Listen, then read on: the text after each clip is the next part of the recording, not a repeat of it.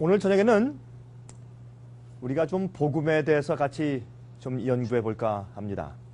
오늘 두 번째 시간에 다가오는 위기와 우리의 준비란 그런 총제목을 가지고 두 번째 시간인데, 영원한 복음이란 문제를 가지고 같이 좀 연구하려고 그렇게 계획을 했습니다.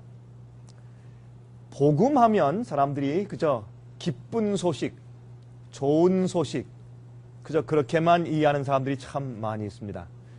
그러나 복음은 로마서 1장 16절에 말씀하기를, 복음은 믿는 자들에게 주시는 하나님의 무엇이라고 그랬습니까? 구원하시는 능력이라 그랬어요. 복음은 파워입니다. 복음은 우리를 죄에서 구원해 주시는 파워입니다. 근데 그것은 경험해 보지 않은 사람들은 잘 이해가 안 되는 것입니다. 그렇죠? 그래서 이 복음이라고 하는 것은 그저 좋은 소식, 예수님이 날 위해서 십자가에 돌아가셨다, 내 죄를 용서하셨다, 내 죄값을 치르셨다, 거기서 끝나는 것이 아닙니다. 우리가 과거에 모든 지은 죄를 용서받는다고 하십니다. 그러나 우리가 똑같은 죄를 계속 반복해서 짓고 있는 한, 우리 과거에 용서받은 그 용서는 현재 내 생활 가운데 큰 힘이 없는 것입니다. 그렇죠? 하나님께서 왜 우리를 용서해 주십니까? 하나님께서 여러분들의 죄를 용서해 주시는 이유가 어디 있습니까?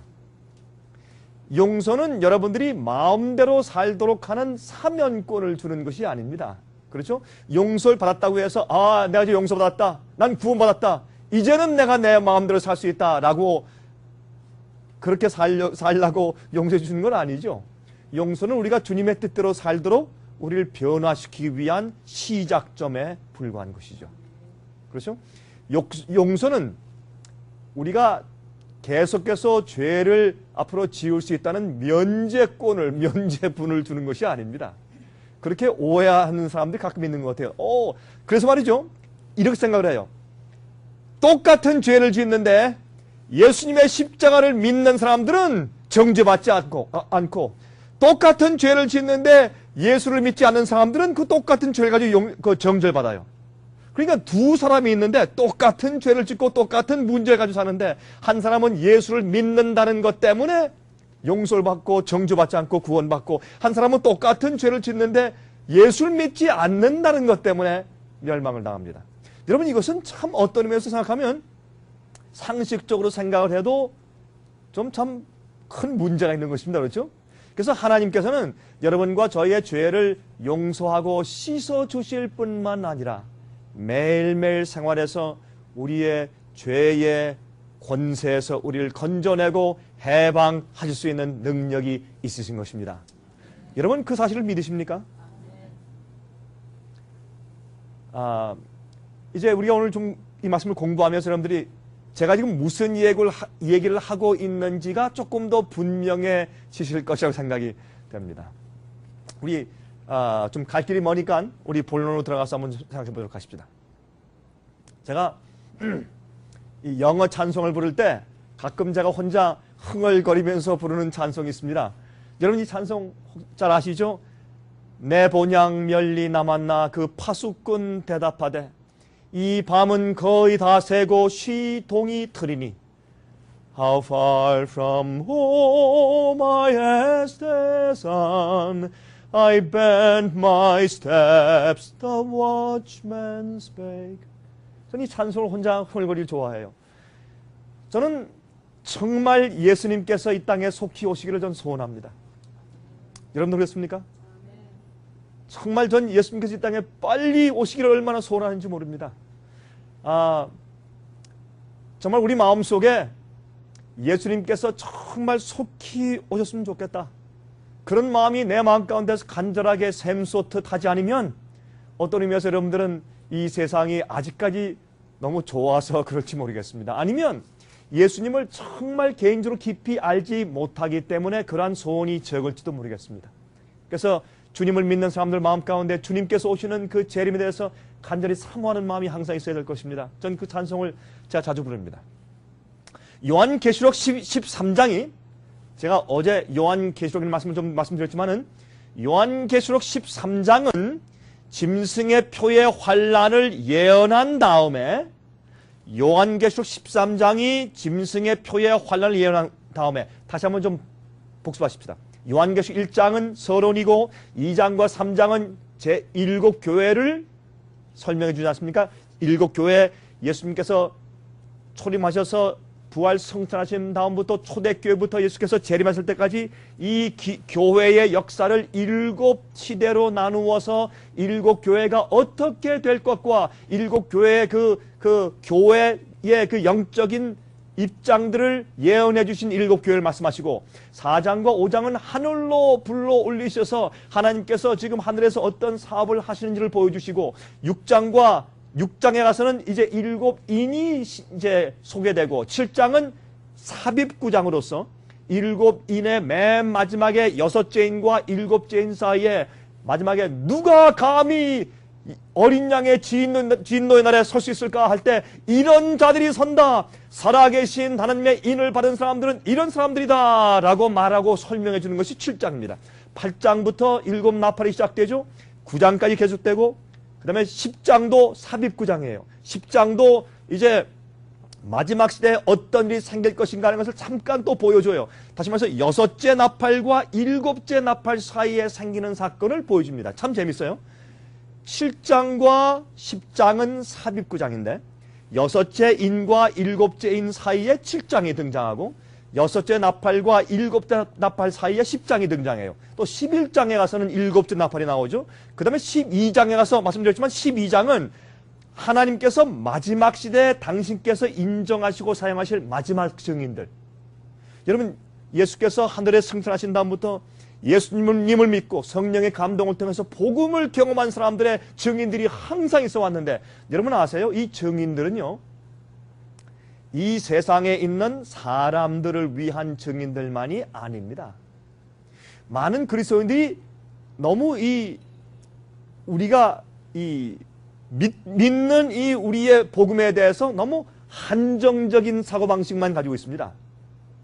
우리는요 이 우주에서 작은 먼지 같은 조그만 한 항성에 불과합니다. 우주에 우리가 다가 아니에요.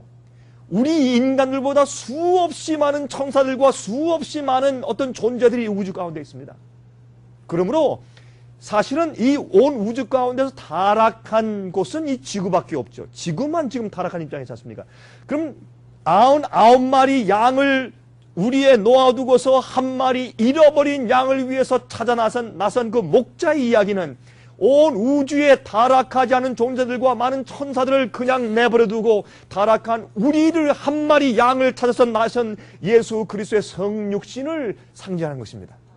그렇지 않습니까? 자, 그러므로 이 주님께서 이 세상의 죄의 역사를 마치기 전에 어떤 일이 있어야 되느냐 하면 하나님이 옳고, 쉽게 말씀드리면 하나님이 옳고 마귀가 틀렸다. 죄가 허용된 다음에 죄가 다스리고 나니까 하나님의 창조물과 하나님의 정부가 하나님께서 만드신 세계가 이렇게 악하고 도무지 살 수 없는 그런 곳이 되었구나. 아, 더 이상 이 우주 안에 죄라고 하는 것은, 마귀라고 하는 것은 하나님의 법과 하나님의 성품과 하나님의 질서를 반항하는 어떤 것도 존재해서는 안 되는구나.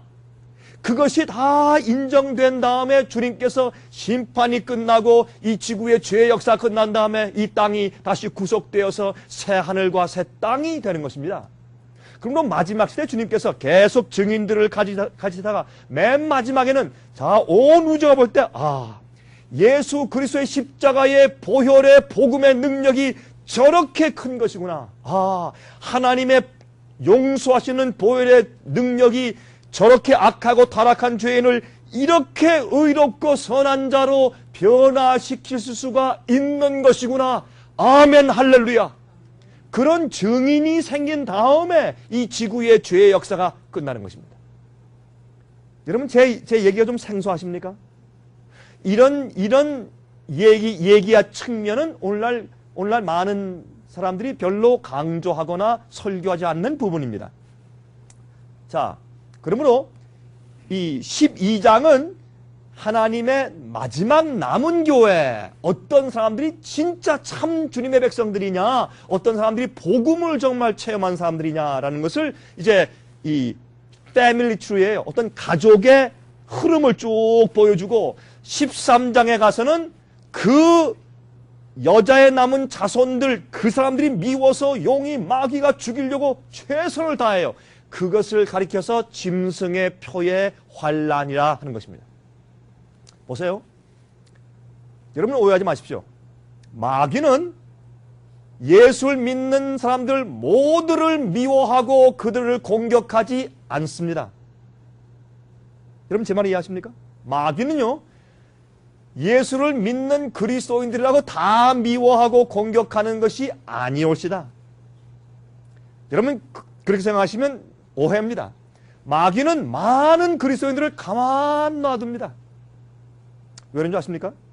그 사람들이 그런 방식으로 믿고 가면 쭉 가서 떨어지면 어딥니까? 멸망입니다.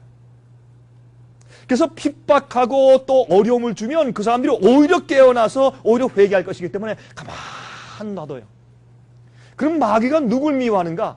하나님의 뜻대로 사는 사람들, 정말 진실되게 복음을 체험하고 사는 그 영혼들을 미워하는 것입니다. 그 사람들이 누구냐 말이에요. 그것을 설명해 주는 것이 12장인데, 그 13장엔 짐승의 피의 환란을 예언했어요.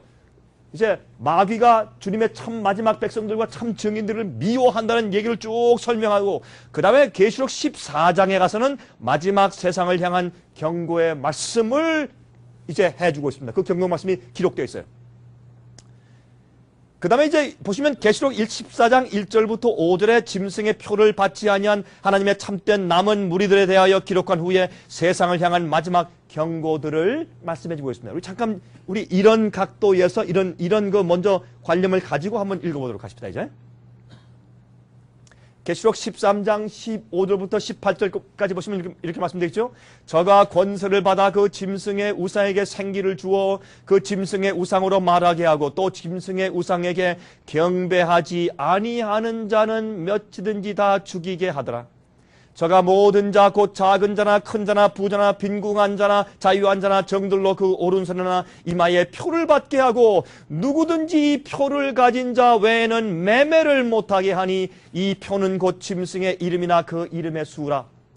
지혜가 여기 있으니 총명 있는 자는 그 짐승의 수를 세어보라. 그 수는 사람의 수니 666이니라.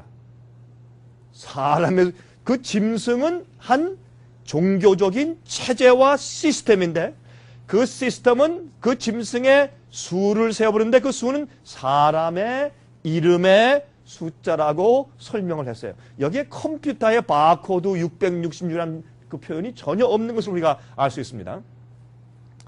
자, 그런데 이렇게 짐승의 표의 환란을 경고한 다음에 요한계시록 14장 1절부터 5절까지 보시면 짐승의 표를 받지 아니하고 하나님의 인을 받은 사람들에 대해서 설명해요. 자, 한번 읽어보도록 하십시다. 잘 보세요. 이제 또 내가 보니 보라, 어린 양이 시온산에 섰고 그와 함께 14만 4천이 섰는데, 그랬어요. 여러분, 많은 사람들이 제가 이 14만 4천 얘기를 하면 사람들이 이렇게 얘기합니다. 목사님이 14만 4천이 실제 숫자입니까? 상징 숫자입니까? 아니면 14만 4천만 구원받는다는 말입니까? 아니면 누굽니까? 하는 질문을 제가 많이 받습니다. 제가 간단하게만 설명하고 지나가겠습니다.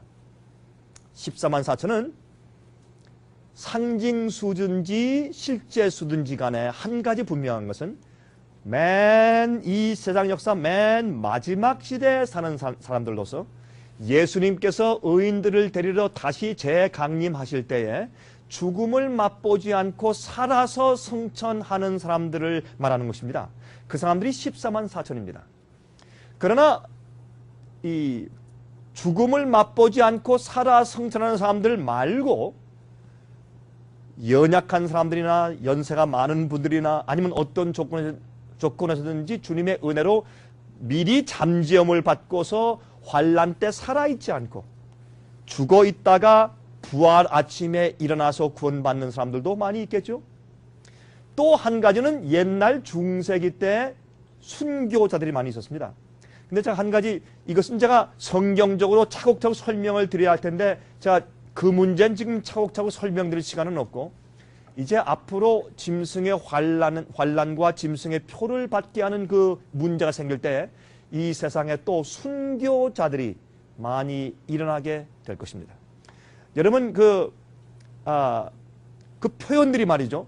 다섯째 인을 보면은 순교자들이 하나님께 우리를 좀 신원해 주십시오. 변호해 주십시오. 억울합니다. 주님이시여. 라고 부르짖는 얘기가 여러분 요한계시록 6장 이 다섯째 인에 나와요. 그런데 이 14장 이후에 두 추수 얘기가 나오면서 지금 그렇게 들어두십시오. 우리 책자를 받아가서 읽어보시면 거기에 다 설명이 많이 되어 있는데, 그 두 추수가 있을 때 거기에 자금 이유로 죽는 자들은 복이 있나니 그들이 행한 일을 다 한 후에 쉰다고 말씀을 했어요. 그러므로 그것은 순교자들을 상징해요. 그러한 표현이 다섯째 인을 설명할 때 순교자들이 그들이 자기 할 일을 다 한 다음에 맞아서 쳐서 순교당해 죽은 다음에 하나님의 안에서 이미 인정받고 쉬고 있는 그 형편에 똑같은 표현을 해두셨단 말이에요. 마지막에. 그래서 마지막 시대에 이제 앞으로 참 많은 순교자들이 생길 것입니다. 그러나 그런 사람들을 제외하고 앞으로 살아서 성천할 자들에 대해서 설명하기를 14만 4천이라고 성경은 표현하고 있어요. 그 이마에 어린 양의 이름과 그 아버지의 이름을 쓴 것이 있습니다. 여러분, 성경에서 이름은 무엇을 상징합니까? 이름은 그 사람의 성품을 상징했어요. 예를 들어서 야곱의 이름의 뜻이 무엇입니까? 예? 속이는 자.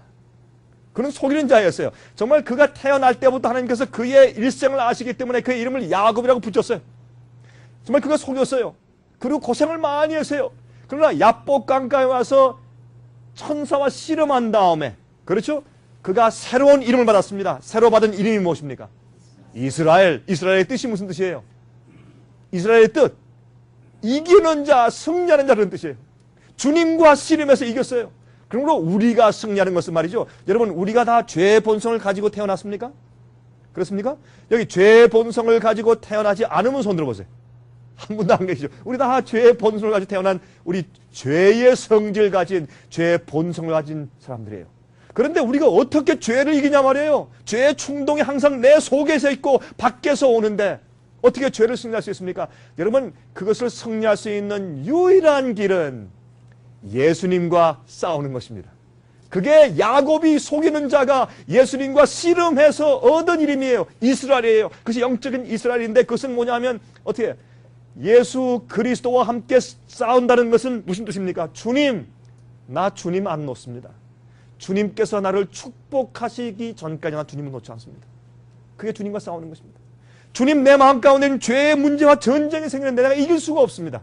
주님, 나를 축복하시고 성령을 주셔서 내가 이스라엘 되도록 하시기 전까지 내가 주님의 손을 절대로 놓을 수 없습니다.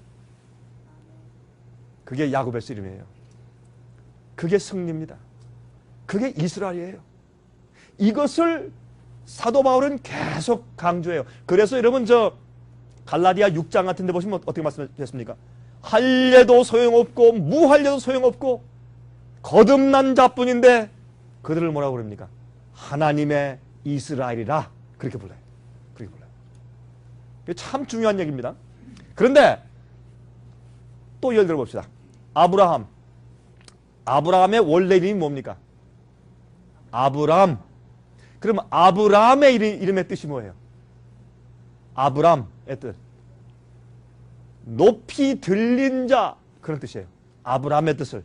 근데 아브라함이 나중에 하나님의 약속을 받고 나서 이름을 바꿨습니다. 뭐라고 바꿨습니까? 아브라함. 그러면 아브라함의 뜻은 뭐예요? 열국의 아비. 근데 열국의 아비라고 이름을 바꾼 다음에 그 아브라함에게 아들이 있었습니까? 없었습니까? 아직 없었어요. 그럼 믿음으로 이름을 바꿨어요. 여러분, 우리 한국 사람들 그렇지 않습니까? 지금은 뭐 한국에 가면 그저 뭐 길거리 가면서 어깨를 툭 치고 지나가도 탁 흘끗 쳐다보고 그냥 그 같이 인사하는 거 없죠, 요즘엔. 그러나 옛날에 우리가 어릴 때 항상 지나갈 때 모르는 사람도 항상 우리가 인사하고 가지 않습니까? 특별히 시골에 사는 사람들은 항상 다 누나 인사하고 지나갔죠. 또 이렇게 악수하면서 통성민을 하지 않습니까? 예, 제 이름은 엘리멜렉이로스다. 예, 제 이름은 만국의 아비요. 자, 그렇게 이제 통성명했을 때 사람들이 묻지 않겠습니까? 그러면 대근 자손들이 많겠네요. 아들이 몇 명 되십니까? 예, 아직 한 명도 없습니다. 그럼 얼마나 이상합니까? 그 믿음을 상징했어요. 왜? 하나님께서 내가 앞으로 아들을 낳을 텐데 그 아들이 하늘의 별처럼 많은 자손을 둘 것이라고 말씀했기 때문에 그걸 믿었습니다. 그러므로 이 옛날 시대의 이름은 그 사람들이 가지고 있는 하나님을 향한 믿음과 자기의 생애의 성품을 상징하는 것이 이름이었어요. 예수님도 왜 예수님입니까? 자기 백성을 저들의 죄에서 구원하실 자시기 때문에 예수님이에요. 그러므로 여기에 있는 이 14만 4천이 그들의 이마에 어린 양의 이름과 그 아버지의 이름을 쓴 것이 있다고 해서 이것은 짐승의 표를 받지 않은 사람에게는 무엇이 있어요? 예수님의 이름과 하나님 아버지의 이름이 기록되어 있으니 그들은 성령의 은혜를 통해서 복음의 능력을 통해서 하나님의 성품을 받은 사람들이에요. 성품은 하루아침에 이루어집니까? 아니에요. 성품은 매일매일 살면서 매일매일 시험받고 유혹을 당할 때 주님과 함께 협력해서 내가 그것을 어떻게 승리하고 쓰러졌다가 어떻게 일어나고 어떻게 믿음을 행사하는 매일매일 내 생애에 믿음을 행사하는 내 경험을 통해서 쌓아가는 것이 내 성품이에요. 물론 우리가 성품을 쌓아간 그 결과 때문에 성품이 나를 구원하는 것은 아닙니다. 예수께서 나를 구원하셨기 때문에 주님의 성품이 생기는 것이죠. 우리가 바꿔놓으면 안 되죠. 그렇죠? 그러므로 반드시 우리가 우리 이마에 예수 그리스도의 성품이 있는 사람들이 되어야 할 것입니다. 자, 그런데 좀 물어보십시다. 왜 하필이면 이마입니까? 예, 이쪽 앞에 자리 있습니다. 앞으로 나오셔야 됩니다. 뒤에도 괜찮고요. 예, 앞으로 오시죠. 괜찮습니다. 자, 여러분 물어보십시다. 예. 왜 하필이면 이마입니까? 자, 하나님의 백성들은 이마의 표를 받는다고 되어 있어요. 이마의 표를 받는다. 그런데 왜 하필이면 이마예요? 아니, 짐승의 표는 이마와 오른손의 표를 받아요. 왜 오른손인 줄 아세요? 옛날에 로마 시대의 종들과 노예들과 군인들은 오른손의 표를 받았어요. 남발을 이렇게 타투식으로 이렇게 이제 숫자를 써놨어요. 그래서 그 사람들은 자기 주인과 아니면 대장이 부르는 대로 끌려다니는 사람이 싫어도 끌려다녀야 돼요. 그래서 짐승의 표를 받는 사람들은 이거를 받으면 안 된다는 것을 알면서도 먹고 살아야 되기 때문에 사고팔고 못하게 한다 하는 압력과 죽이려는 압력을 주기 때문에 먹고 살기 위해서 생명을 유지하기 위해서 내 자식들 위해서 할 수 없어서 그 사람들이 어떻게 해요? 할 수 없이 표를 받는 것이 오른손에 표를 받는 것이요. 여러분 잘 기억하세요. 제 얘기가 성경적이 아니면 듣지 마세요. 그러나 성경적이면 여러분 기도하고 생각해 보세요. 앞으로 많은 그리스도인들이 예수를 믿으면서도 짐승의 표를 받을 것입니다. 마귀는 짐승의 표를 엉뚱한 것이 짐승의 표다 해놨어요. 크레딧 카드가, 신용카드가 짐승의 표다. 컴퓨터 바코드가 짐승의 표다. 짐승의 세력은 앞으로 오는 어떤 특별한 어떤 독재자일 것이다. 그렇게 이상한 가르침과 해석을 잔뜩 퍼뜨려 놓아서 사람들이 허상을 보고 있어요. 예언의 똑바른 것을 이해하지 못하고 있어요. 그리고 복음에 대한 이해가 삐뚤어져 있어요. 마치 예수를 믿기만 하면 모든 것이 다 해결되고 예수를 믿으면 죄를 짓는 마치 면허증을 받는 것처럼 내가 예수를 짓기 전에도 똑같은 죄를 졌고 예수를 믿으면서 똑같은 죄를 짓는데 예수 믿기 전에는 그 죄가 날 정죄했고 예수 믿고 나니 똑같은 죄를 지어도 그것이 더 이상 나를 정죄하지 않는다라는 착각 가운데 사람들을 살게 만든단 말이에요. 제가요 여러분들에게 잘못된 것을 가르친다면 제가 앞으로 하나님께 받을 심판이 얼마나 크겠습니까? 그렇지 않습니까? 전 그거 안 합니다. 전 절대로 하나님께 심판받고 싶은 생각이 없습니다. 성경은 말하기를 목자들 가운데 어떤 사람들은 벙어리 개라. 그렇게 말을 했어요. 저는 한 번 이런 얘기를 했다 어떤 목사님께 한 번 제가 비판을 많이 받은 적이 있어요. 벙어리 개라고 말을 했다고. 전 그러나 성경에 이렇게 말씀했으니까 우리가 진리를 똑바로 가르쳐주지 않을 때 우리가 말하는 것이 사람들에게 얼마나 큰 악영향을 끼치겠어요. 여러분, 저는요 지금 여기 계신 분들께 제가 강의하고 있지만 제 눈에 지금 직접 보이지 않는 많은 청중들이 있어요. 그래서 우리가 항상 이제 비디오를 찍는 것입니다. 여러분, 이곳저곳에서 많은 분들이 저의 말씀을 듣고 있기 때문에 참 큰 책임감이 있어요. 전 그래서 어떤 말씀을 준비해서 얘기할 때 이것이 성경 진리와 맞는지 안 맞는지 제가 고뇌하고 싸움하고 기도한 다음에 다 살펴본 다음에 맞지 않는다, 제 마음 가운데 확신이 없는 건 제가 말하지 않습니다. 여러분, 이런 얘기는 우리의 운명을 가르고 결정짓는 얘기 때문에 그래요. 참 중요한 것입니다. 여러분, 우리 이마에 표를 받아야 되는데 왜 이마인가? 자, 보세요. 앞니마. 우리 머리가요, 세 부분으로 나눌 수 있어요. 앞니마, 중간머리, 뒷골.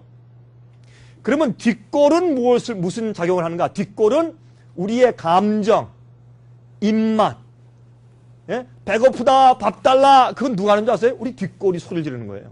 그리고 또 성욕, 이런 모든 감정적인 이런 느낌 같은 것들은 또 웃고 울고 하는 것은 전부 뒷골이 하는 거예요. 이 중간머리는 무엇을 하느냐? 중간머리는 우리의 모든 기억장치가 들어있어요. 그래서 여러분들이 어릴 때부터 지금까지 뭐 듣고 보고 행하고 뭐 한 모든 기억들이 이 머리 가운데 전부 다 기록되어 있습니다. 여러분, 컴퓨터에 이 메모리 칩이 있지 않습니까? 그런 식으로 다 기록되어 있어요, 우리 두뇌에. 그 다음에 우리 앞니마엔 무슨 일을 하는 거야? 앞니마에는 우리의 이성, 분석력, 판단력, 우리의 의지, 우리의 양심, 또 우리의 성품, 개성, 그런 것들이 우리 앞니마, 이 앞에 프론털 로브에 기록되어 있어요. 여기. 이게 앞니마입니다. 그래서 우리 앞니마가 나예요. 나 할 때 내가 누구예요? 내가. 나. 내 팔이 나예요? 발이 나예요? 누가 내 배가 나예요? 누가 나예요? 내 앞니마가 나예요.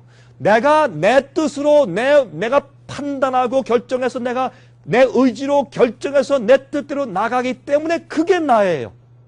그게 서로 다른 그게 내 I, myself예요. 그게 없으면 나란 존재가 없어요. 안 그러면 우리 로봇이죠.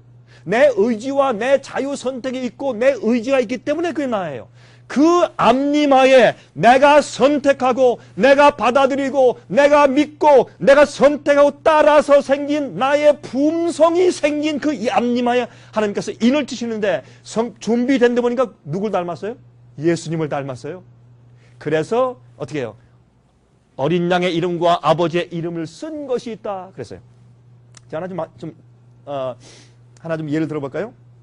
여러분들 혹시 아이스크림 좋아하십니까? 제가 하나 얘기를 들어볼게요. 이렇게 지금 이루어지는 것입니다.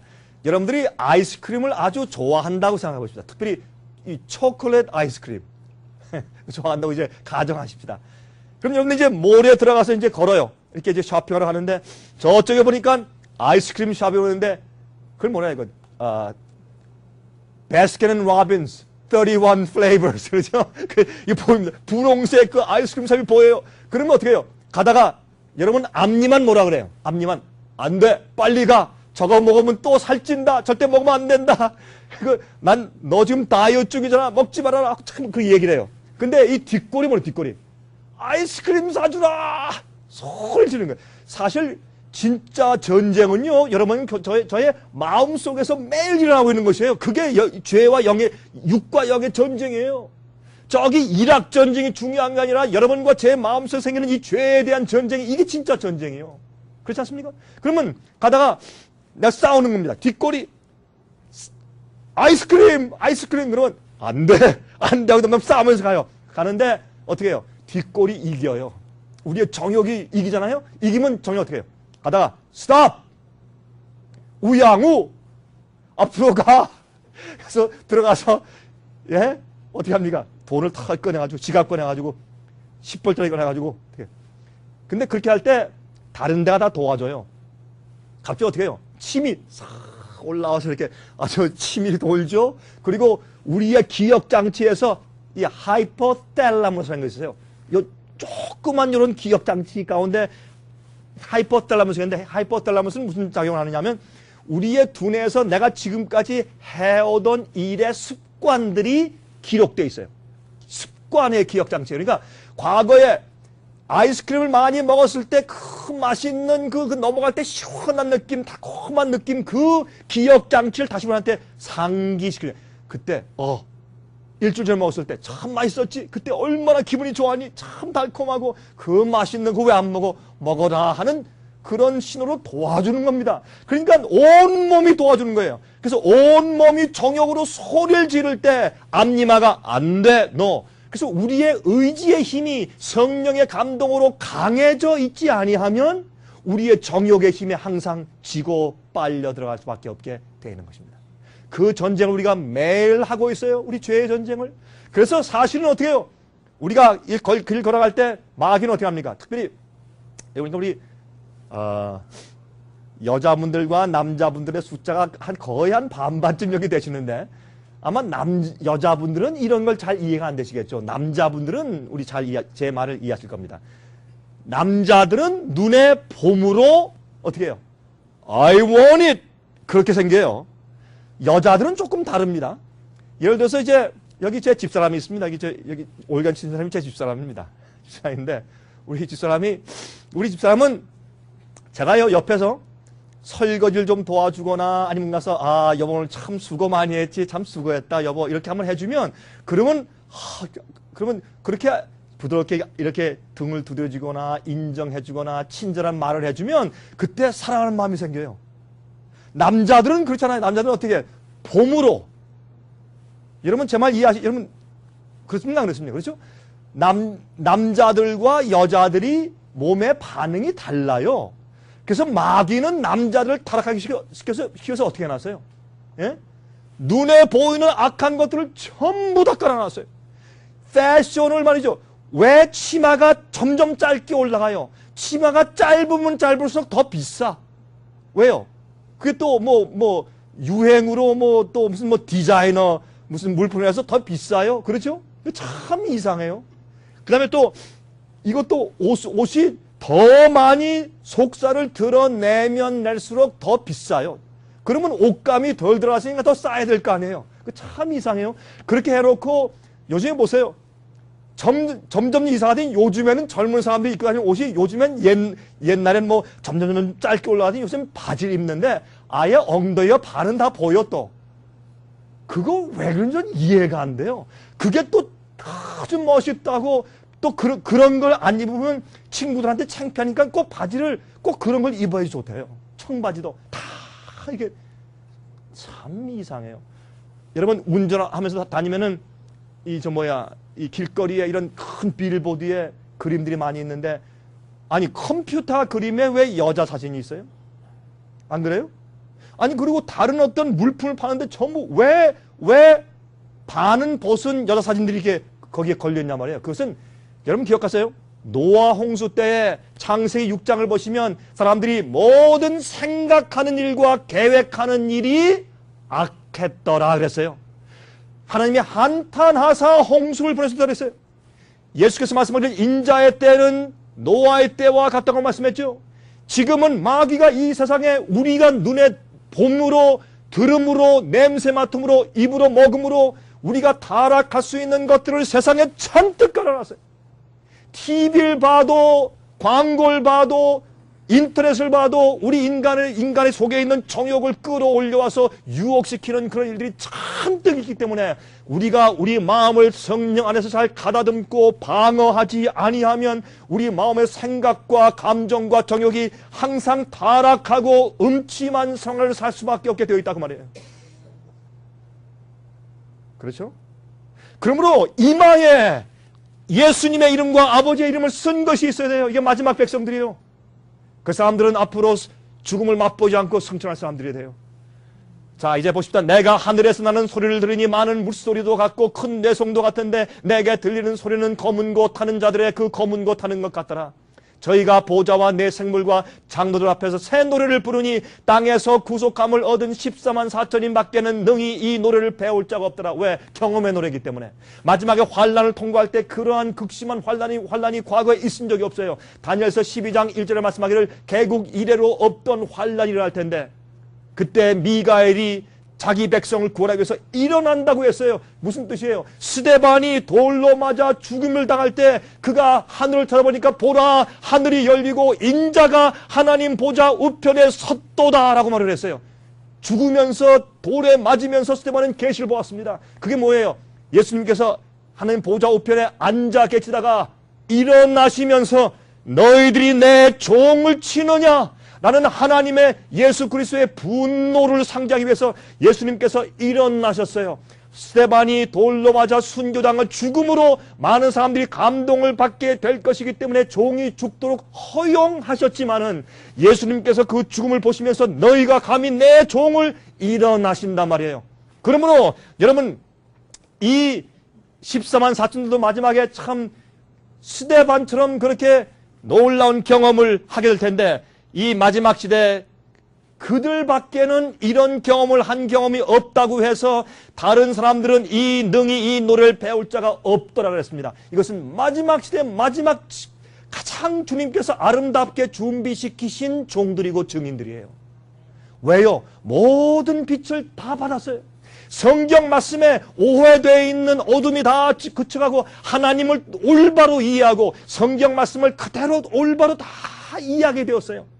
그런 자들에게 주님께서 마지막에 참 놀라운 증인의 경험을 행하게 하신다 그 말입니다. 그런 사람들이에요. 자 4절에 이 사람들은 여자로 더불어 더럽히지 아니하고 이 여자는 음녀예요. 이 음녀는 다시 말해서 타락하고 행음케 하는 다시 말해서 하나님의 참 진리와 오류를 섞어 놓으면 그 영적으로 행음하는 것입니다. 우상 숭배하는 것을 성경은 음행한다고 말을 했어요. 하나님 이외에 다른 신을 섬기는 것입니다. 그것은 음행하는 것입니다. 그러므로 진리가 아닌 오류와 섞어지지 않는다고 해서 여자로 더불어 음료로 타락한 바벨론과 함께 더럽히지 아니하고 정절이 있는 자라 어린 양이 어디로 인도하든지 따라가는 자며 사람 가운데서 구속을 받아 처음 익은 열매로 하나님과 어린 양에게 속한 자들이니 그 입에 거짓말이 없고 흠이 없는 자들이더라. 거짓말이 없다. 무슨 뜻이에요? 마음이 깨끗하다 그 말이에요. 우리의 말은 내 속에 있는 내 마음의 상태의 표현이에요. 그렇죠? 여러분 입에서 자꾸 불평, 불만이 막 나오면 그게 무슨 말이에요? 여러분 마음이 하나님께 대해서 원망한다는 뜻이에요. 그렇죠? 여러분 마음 가운데 자꾸 욕이 튀어나오면 여러분들 마음 가운데 증오와 원망이 있단 말이에요. 그럼 우리 말은 내 마음의 내 양심에 대한 표현이에요. 그들은 양심이 깨끗해요. 그 입에 거짓말이 없어요. 흠이 없어요.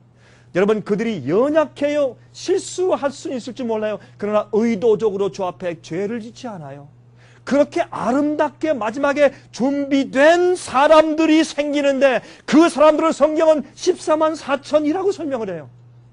그런데 오늘날 교회에서 많은 그리스도인들이 복음의 표준을 너무 낮춰가지고 예수 믿으면 그저 죄를 져도 뭘 해도 예수를 믿으니까 이미 구원받았기 때문에 죄를 우리 죄인들이니까 죄를 줄 수밖에 없죠. 그러나 주님 용서하십니다. 주님께서 불쌍히 여기십니다. 은혜로 구원하십니다. 이렇게 쉽고 가벼운 또 값싼 은혜의 복음만 전하고 있단 말이에요. 많은 사람들이. 잘못된 생각이에요. 그 다음에 보세요. 요한계시록 14장 6절 7절에 그렇게 짐승의 표의 환란에 대해서 요한계시록 13장은 설명하고 14장의 1절부터 5절까지는 짐승의 표를 받지 않고 하나님의 인을 받은 사람들을 설명하고 그 다음에 6절 7절에는 경고해요. 자, 짐승의 표를 받는 자들 두 번째 하나님의 인을 받는 자들 그 다음에 뭐래요? 사장 사람들에게 마지막으로 경고하시는 거예요. 그 경고가 여기 기록되어 있어요. 보세요. 어떻게 말씀되는 거 보세요. 또 보니 다른 천사가 공중에 날아가는데 땅에 거하는 자들 곧 여러 나라와 족속과 방언과 백성에게 전할 무슨 복음을 가졌더라? 영원한 복음을 가졌더라. 왜 영원한 복음이에요? 참 이상해요. 갑자기 복음 안 그러고 왜 영원한 천국 복음 그래도 됐는데 그냥 영원한 복음을 했어요. 왜 그럴까요? 영어로 everlasting gospel. 무슨 뜻일까요? 내가 당신을 영원히 사랑합니다. 그럼 무슨 뜻일까요? 내가 당신을 여보 나 당신을 영원히 사랑합니다. 그럼 무슨 뜻이에요? 예? 예? 내 사랑은 변치 않는다 그런 뜻이에요. 그게 영원한 사랑이에요. 그러면 영원한 복음이란 말은 뭐냐? 변치 않는 복음. 그건 무슨 뜻일까요? 복음이 이 마지막 시대에 이렇게 14만 4천의 믿음을 가진 사람들이 생겨나는 마지막 역사에 복음이 어떻게 될 것이다? 타협될 것이다 라는 예언이에요. 그래서 어떻게 해요? 이 세상 모든 나라와 족속과 방언과 백성에 전할 영원한 복음을 가지고 전파하고 있어요. 예? 왜요? 지금 이 시대, 우리 사는 이 시대의 복음에 대한 이해가 조금 뒤틀어져 있기 때문에 그렇게 말씀하고 있는 것이에요. 여러분, 예수께서 말씀하기를 이 천국 복음이 모든 민족에게 증거되기 위하여 온 세상에 전파되리니 그제야 무엇이 온다고요? 끝이 올 것이라 그랬어요. 그렇죠? 그러므로 초대교회에 오순절날 성령을 받는 다음에 나가서 그들이 한번 이 세상 온 세상 방방곡곡에 복음을 한 번 다 전파했었습니다. 맞습니까? 아니 왜 답변이 없으세요? 사도들이 사도교회에 오순절 성령을 받은 다음에 그들이 온 세상에 천국 복음을 한 번 다 전파된 적이 있었습니다. 맞습니까? 예, 아멘 있었어요. 골로새서 1장 23절에 말씀하기를 바울은 이 천국 복음은 이미 이 세상에 있는 모든 피조물들에게 다 전파된 바요. 과거를 썼어요. 그러니까 씨가 이미 다 한번 뿌려졌단 말이에요. 그 복음의 씨가 지금 계속 오랫동안 거의 한 1900년 동안 자랐어요. 이제는 뭐가 생겨야 돼요? 복음의 결론과 결실과 추수가 생겨야 돼요. 그 추수 때 또 진짜 초대교회부터 전해져온 성경이 전한, 바울이 전한, 베드로가 전한, 요한이 전한 진짜 참된 변치 않는 영원한 복음이 다시 한번 세상에 다 전파가 돼야 돼요. 그 다음에 추수가 끝나는 것이에요. 자, 그가 큰 음성으로 가로되 하나님을 두려워하며. 여러분 제가 이 말을 할 때 한 가지 말씀을 드리고 지나가야 돼요. 요즘에 뭔 말이죠? 여러분 복음성가 있죠? 저도 복음성가 가운데 좋은 것들이 있어요. 좀 가마적인 것들이 있고 저도 복음성가 가운데 제가 부르는 것들이 있는데 복음성가들 가운데 어떤 것들은 또 많은 것들은 참 이상한 것들이 있어요.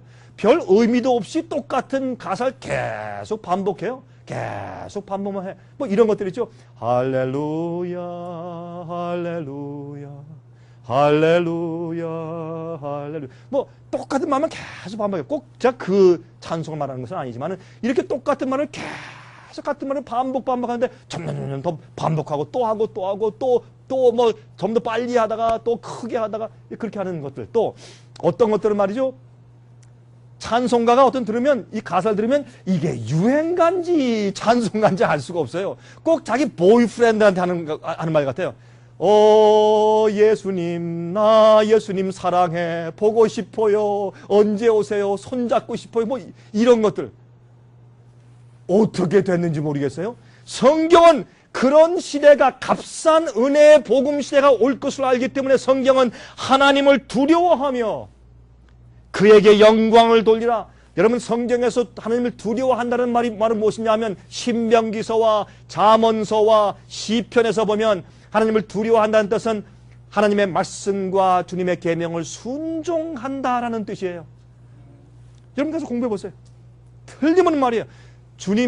하나님을 두려워한다는 말은 하나님을 두려워하며 그를 경외하며 그의 말씀에 순종할지어다. 그의 계명을 지킬지어다. 하나님을 두려워하는 자들은 죄악에서 떠날지어다. 다 그렇게 되어 있어요. 성경은. 그래서 그게 하나님을 두려워한다는 뜻이에요. 한 번은요. 제가 아는 한 부부가 있는데 이 부인은 말이죠. 1년 내내요. 이 선글라스를 벗을 날이 없어요. 항상 선글라스를 끼고 다녀요. 그 이유는요. 항상 여기 남편한테 얻어맞아가지고 부인이 이렇게 멍이 들어있어요. 근데 오른쪽을 얻어맞아가지고 멍이 들었다가 나을 때쯤 되면 왼쪽을 맞아가지고 또 멍들이니까 1년 내내 이 선글라스를 벗을 수가 있나요? 못 벗죠. 그래서 한 번은 그 남편을 만나서 그랬어요. 여보시오. 당신 그 아내하고 결혼식 할 때 당신 어떻게 서약했어? 어쩌면 그 연약한 여자한테 손을 댈 수 있어. 그러니까 그 남편이 저한테 그래요. 목사님 모르시는 것 같습니다. 제가 제 아내를 얼마나 사랑하는데요. 그래서 사랑 10번 하다가 아내 죽겠다 그래서 사랑 10번 하다가 아내 죽겠다. 어떤 사람들은요 때리면서 그게 사랑인 줄 알아요. 사랑은 우리 마음대로 하는 것이 아니에요. 하나님 말씀대로 하는 것이 사랑이에요. 하나님을 두려워해야 돼. 그리고 그에게 영광을 돌리라. 주님의 뜻대로 살다가 주님의 성품이 내 속에서 드러날 때 하나님께 영광을 돌리는 것이에요. 마태복음 5장에 예수께서 말씀하기를 뭐라 그랬습니까? 너희의 착한 행실을 사람들이 보고 그들로 하여금 하늘에 계신 너희 아버지께 무엇을 돌리게 하라? 영광을 돌리게 하라. 그러므로 우리의 아름다운 품석의 생애 때문에 남들이 저 사람은 진짜 그리스도인이다. 저 사람의 하나님은 누군가 하고 그분의 하나님은 진짜 신이네. 이렇게 찬송과 영광을 돌리게 하라 그 말이에요. 이는 그의 심판할 시간이 이르렀으니 하늘과 땅과 바다와 물들의 근원을 만드신 이를 경배하라 하더라 그랬어요. 요한계시록 14장 8절부터 10절 보세요. 또 다른 천사 곧 둘째가 그 뒤를 따라 말하되 무너졌도다 무너졌도다 큰 성 바벨론이요. 교회 형편이 바벨론이 뭐예요? 바벨이라는 뜻은 혼잡하다, 섞였단 말이에요. 이방의 이교의 가르침이 살짝 스며들어와서 성경의 진리와 섞여버렸어요. 그게 바벨론의 상징이에요. 이렇게 해서 이교의 가르침이 교회에 들어왔어요. 큰 성 바벨론이 무너졌어요. 종교적으로 타락했어요. 요즘 보세요. 교회의 형편과 지도자들의 형편 가운데서 도덕적으로 종교적으로 타락한 모습이 얼마나 많이 보입니까?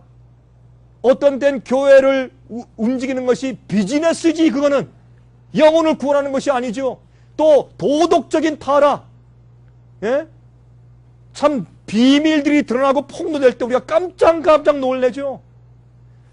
바벨론이 영적으로 무너지는 그런 형편이 있을 것으로 설명했어요. 마지막 시대 모든 나라를 그 음행으로 인하여 진노의 포도주로 먹이던 자들아. 이 바벨론의 음료의 어미를 성경은 요한계시록 17장에 교황권이라 그랬어요. 교황권이라 그랬어요. 여러분이 내일 받아가실 32가지 소책자 가운데 그것이 설명된 것이 하나 있으니까 다 읽어보세요. 요한계시록 17장에 그 설명이 되어 있어요. 그게 음료의 어미라. 그래서 로마 교회에서 우리가 개혁해서 종교개혁자를 통해서 우리 선조를 통해서 개혁해서 나왔기 때문에 여러분과 저는 우리가 다 개신교인이 되었어요. 그러나 아직까지 로마 교회에서 나와서 로마 교회에서 이게 섞어서 짬뽕을 해놓은 순수한 포도즙에다가 물을 섞어 놓으면 포도주가 돼요. 포도즙은 안 취하지만 포도주는 우리를 취하게 만들어요. 취하면 비틀거려서 곧바른 길을 못 가요. 그래서 우리를 혼잡하게 해서 혼동케 해서 비틀거리게 만드는 잘못된 가르침들이 아직까지 그 로마 교회에서 계속 와서 아직까지 우리가 가지고 있는 것들이 많이 있어요. 그런 것들을 버리고 똑바로 하나님을 이해하라 그 말이에요. 여러분 내일 제 강의를 들어보시면 그 중에 하나 굉장히 중요한 문제를 여러분 좀 이해하시게 될 것이에요. 자 보세요. 이제 또 다른 천사 곧 셋째가 그 뒤를 따라 큰 음성으로 가로되 만일 누구든지 짐승과 그의 우상에게 경배하고 이마에나 손에 표를 받으면 그도 하나님의 진노의 포도주를 마시리니 그 진노의 잔에 섞인 것이 없은 부은 포도주라. 그렇게 설명했어요. 그러니까 어떻게 했습니까? 영원한 복음을 믿어라. 잘못된 복음 믿지 말고 똑바른 변치 않는 원래 성경의 복음을 믿어라. 두 번째, 바벨론이 무너졌다. 그 진노의 포도주를 먹이던 그 자가 무너졌다. 도덕적으로 타락한 것을 보아라. 복음과 진리가 잘못되면 그 결과로 백성들도 그 영적인 생활이 잘못되는 것을 보고 식별하고 깨달아 알라. 세 번째 뭐예요? 그러므로 짐승의 표를 받지 말아라. 이 세 가지의 어떤 마지막 경고가 세상에 울려 퍼지고 있는 것이에요. 지금 이 시대예요. 계시록 17장 18절에 보시면 또 내가 본 바 여자는 땅의 임금들을 다스리는 큰 성이라. 그레이트 시티. 큰 성이에요. 바티칸은 하나의 큰 성이에요. 요한계시록 17장 2절 4절 보세요. 땅의 임금들도 그로 더불어 음행하였고 땅에 거하는 자들도 그 음행의 포도주에 취하였다 하고 사람 평민들 뿐만 아니라 왕들, 대통령들, 수상들도 어떻게 음행했다. 보세요. 이제 무슨 뜻인가? 그 여자는 이 음녀의 어미, 음녀는 바벨론의 음녀의 어미는 자줏빛과 붉은빛 옷을 입고 금과 보석과 진주로 꾸미고 손에 금잔을 가졌는데 가증한 물건과 그의 음행에 더러운 것들이 가득하더라. 자, 보세요. 한번 여러분 보시겠어요? 교황입니다. 이게 무슨 색깔이에요? 예?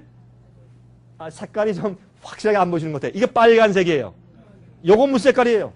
자주 색깔이죠? 자, 빨간 옷을 입고 자주색 옷을 입고 또 뭐를?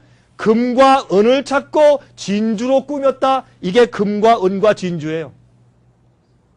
참 이상하죠? 이래도 사람들이 이해를 못해요. 금잔을 가지고 있어요. 뭐 할 때? 미사 드릴 때. 그렇죠? 이러면 참 요한계시록 17장 5절 보시면 그 이마에 이름이 기록되었으니 비밀이라 큰 바벨론이라 땅의 음녀들과 가장한 것들의 어미라 하였더라. 뒤에 숨은 비밀이 있어요. 이 비밀이 뭔지 아세요? 한번 보십시다. 이게 옛날 바알신의 다곤신이에요. 이 다곤신은 왜 이렇게 물고기 모양으로 되어 있느냐 하면 여러분 태양신, 바알신이 태양신 아니에요?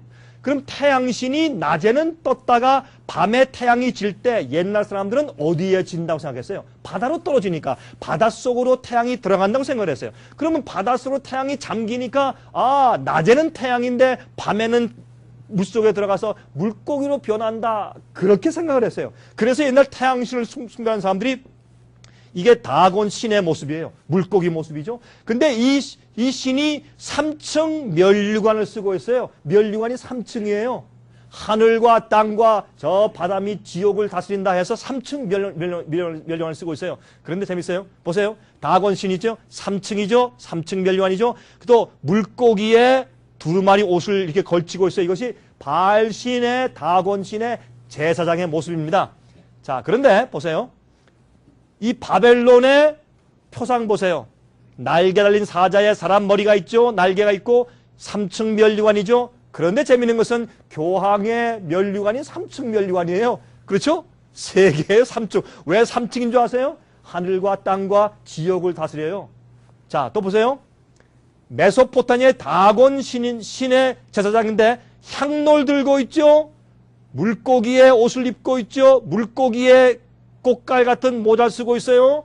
이것이 옛날 태양신의 일종인 다곤신의 모습, 신의 제사장이 하는 모습이었는데, 자, 보시겠습니까? 자, 이렇게 벽화해 보세요. 똑같이 그런 꽃갈 모자를 쓰고, 물고기의 옷을 입고, 여기에 향로를 들고 있죠, 벽화. 이거 제가 꾸민 얘기 아닙니다. 자, 보세요. 보시겠습니까? 물고기의 그 옷을 현대식으로 꾸민 옷이에요. 향로를 들고 있습니다. 뭐예요? 물고기의 꽃갈 모자를 쓰고 있죠? 그렇죠? 이런 만토가 물고기의 만토를 패션하게 멋있게 만들어서 한 것이 이런 옷이란 말이에요. 자, 똑같은 옛날 다곤 신전에 있던 제사장의 그 모자하고 똑같지 않습니까? 그러면 자, 전부 다 이렇게 쓰고 있어요. 추기경들은 전부 다 이렇게 쓰고 있어요. 왜 이런 모자 쓸까요? 성경은 말하길 비밀이라 잘 살펴보면 알 수 있단 말이에요. 이것이 바벨론의 우리를 취하게 만드는 잘못 가르침이 흘러내려오는 원천이다. 그걸 설명해 주고 있는 것이에요. 상징적으로 이거를 연구해서 알면 우리가 조심할 수 있단 말이에요. 이해하시겠습니까? 자, 보세요. 여기 보면서 옛날에 그러한 바알신의 제사장의 모자하고 얼마나 흡사해요. 보세요. 아주 흡사하죠. 또 재밌는 것은 교황의 옷에 예복, 여기에 요런 표시가 있어요. 요거는 이 스와스티카, 불교 표시나 아니면 나치스 군대의 표시 비슷한 이런 표시가 여기 딱 들어있어요. 이게 무슨 표시인 줄 아세요? 보십시오. 이게 바티칸의 광장이에요. 바티칸 앞에 광장에 가면 이게 태양신을 상징하는 이 오벨리스크 탑이 있죠. 그 탑 옆에 이게 해시계.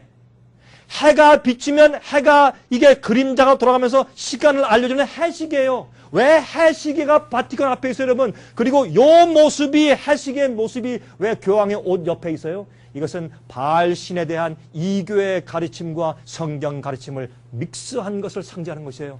자, 그렇죠? 왜 미사 드릴 때 떡을 이렇게 동그랗게 했어요? 이것은 바알신 태양을 상징하는 동그란 것입니다. 그렇죠? 왜 또 미사 드릴 때 이런 것을 들고 해요? 태양이 빛을 비추는 모양의 동그란 태양의 그런 모양의 지팡이를 들고서 왜 미사를 집전하냐 말이에요. 우리가 뭐 태양에게 경배하는 것입니까? 이것만 봐도 얼마나 분명합니까? 보세요. 미사 드릴 때 똑같이 태양의 그런 모습을 한 것을 가지고 미사를 드리죠. 자, 보십시오. 또 여러분 이 로마 교회에서 교황이 주는 이 떡, 웨이퍼라고 그러죠. 그 떡에 미사 떡을 보면 동그랗게 되어 있는데 여기에 보세요. 십자가 있으면서 태양의 빛 같은 것이 비치고 있어요. 거기에 IHS라는 약자가 있는데 그것은 애굽의 태양 신들의 이름의 약자인데 Isis, Horus, Seth라고 하는 세 태양 신의 이름의 첫 글자를 따서 IHS라고 되어 있어요. 이렇게 해도 깨닫지 못하면 뭐 하지 말아야죠. 입을 다물고 가만히 있어야죠. 그렇죠? 얼마나 분명해요. 바티칸에 가면 그 밑에 바닥이에요, 이게. 바티칸 밑에 바닥을 가면 이렇게 돼 있어요. 보세요. 다 이런데 보세요. 여기에 뱀들이 잔뜩 있어요. 왜 뱀들이 이렇게 잔뜩 있어요, 여기에? 태양이 있고, 초생달이 있고, 별이 있고, 왜 이런 것들이 잔뜩 있어요? 이건 이교에 대한 상징들 아니에요? 왜 이런 것이 바티칸의 바닥에 있어요? 예? 여러분, 이거는 바티칸에 있는 교황의 의자의 옆에 세워진 용의 그림, 날개 달린 용의 그림이요. 왜 용의 그림이 거기 의자에 이렇게 만들어졌냐 말이에요. 보세요. 재밌는 것은 바티칸은 라틴 말인데 바티칸의 뜻은 바티라는 말은 diviner, 영매, 점장 이런 뜻이에요. 바티란 말은. 그다음에 칸이란 말은 serpent, 뱀이란 말이에요. 그래서 바티칸은 divining serpent. 다시 말해서 그건 뭐냐면 뱀을 연결시켜주는 영매 그런 뜻이에요. 그게 바티칸이라는 뜻이에요. 여러분 이해가 안 되시죠? 제가 꾸며서 하는 거 같죠? 꼭 그렇죠? 제가 장담하니까 걱정하지 말고 가서 연구해보세요. 저 말이 맞는가 안 맞는가. 옛날에 말이죠. 이것은 태양신을 섬기는 제사장들이 다닐 때 이런 가마를 타고 다녔어요. 뒤에 부채 같은 것을 가지고 사람들이 이렇게 가마를 메고서 다녔어요. 근데 교황이 다닐 때 똑같이 이런 부채 모양과 사람이 이렇게 메고 다녀요. 왜 그럴까요, 여러분? 이래도 모르시겠어요, 여러분? 누가 바벨론의 잘못된 가르침을 계속 떠내려 보내는 원래의 원천이 어딘지 이래도 모르시겠어요? 자, 요한계시록 14장 6절과 7절을 말씀하십니다. 또 보니 다른 천사가 공중에 날아가는데 땅에 거하는 자들 곧 여러 나라와 족속과 방언과 백성에 전할 영원한 복음을 가졌더라. 그래서 로마 가톨릭 교회는 복음을 잘못 가리키고 짬뽕해서 교회에게 퍼뜨리기 시작한 것이 오늘날 개신교회도 깊이 뿌리 박아서 내려오고 있는 것이에요. 우리가 마르틴 루터가 우리는 믿음으로 말미암아 구원받는다라고 개혁했지만은 우리가 지금은 개신교회가 자꾸 뒤로 다시 돌아가기 시작했어요. 여러분 아세요? 요즘에 루터 교회와 로만 캐톨릭 교회가 얼마 전에 공동 선언문을 작성하고 사인을 했어요. 여러분 그거 들으셨죠? 그건 뭡니까?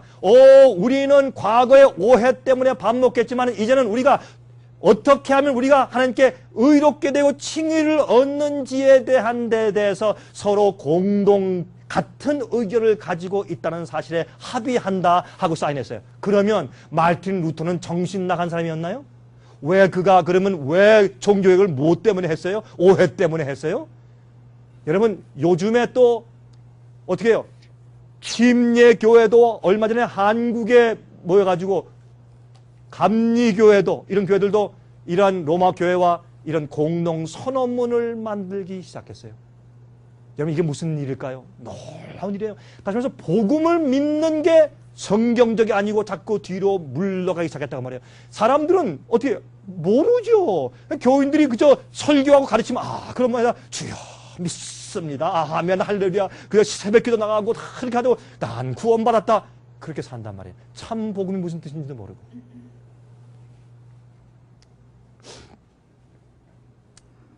자, 아까 제가 지금 시간이 많이 지났으니까 아까 읽은 거 제가 이제 생략하기로 하고요. 마태복음 24장 14절 보십시다. 이 천국 복음이 모든 민족에게 증거되기 위하여 온 세상에 전파되니 그제야 끝이 올 것이라 했어요. 이 천국 복음이 예수께서 바로 내가 너에게 설명하고 가르쳐준 바로 이 천국복음, 다른 거 말고 이것이 전파돼야 끝난다 그랬어요. 갈라디아 1장 7절부터 9절 잘 들어보십시오. 자, 같이 읽겠습니다. 같이 읽읍시다. 시작. 다른 복음은 없나니 다만 어떤 사람들이 너희를 요란케 하여 그리스도의 복음을 변하려 함이라. 그러나 우리가 혹 하늘로부터 온 천사라도 우리가 너에게 전한 복음 외에 다른 복음을 전하면 저주를 받을지어다. 아, 보세요. 그러니까 바울과 성경이 말한 복음 이외에 다른 복음이 전파된단 말이죠. 조심해란 말이죠. 그러므로 영원한 복음, 성경이 말하는 변치 않는 그 참 복음을 믿으라. 그것이 전파되어 세상 끝난다. 그걸 말하는 것이에요. 우리가 전에 말하였거니와 내가 지금 다시 말하노니 만일 누구든지 너희의 받은 것 외에 다른 복음을 전하면 저주를 받을지어다. 로마서 1장 16절.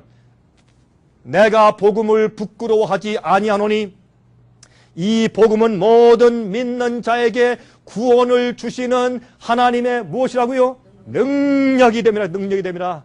첫째는 유대인에게요 또한 헬라인에게로다. 누구든지 막론하고 예수 그리스도의 복음을 경험하면 나는 죄의 힘에서부터 해방돼요.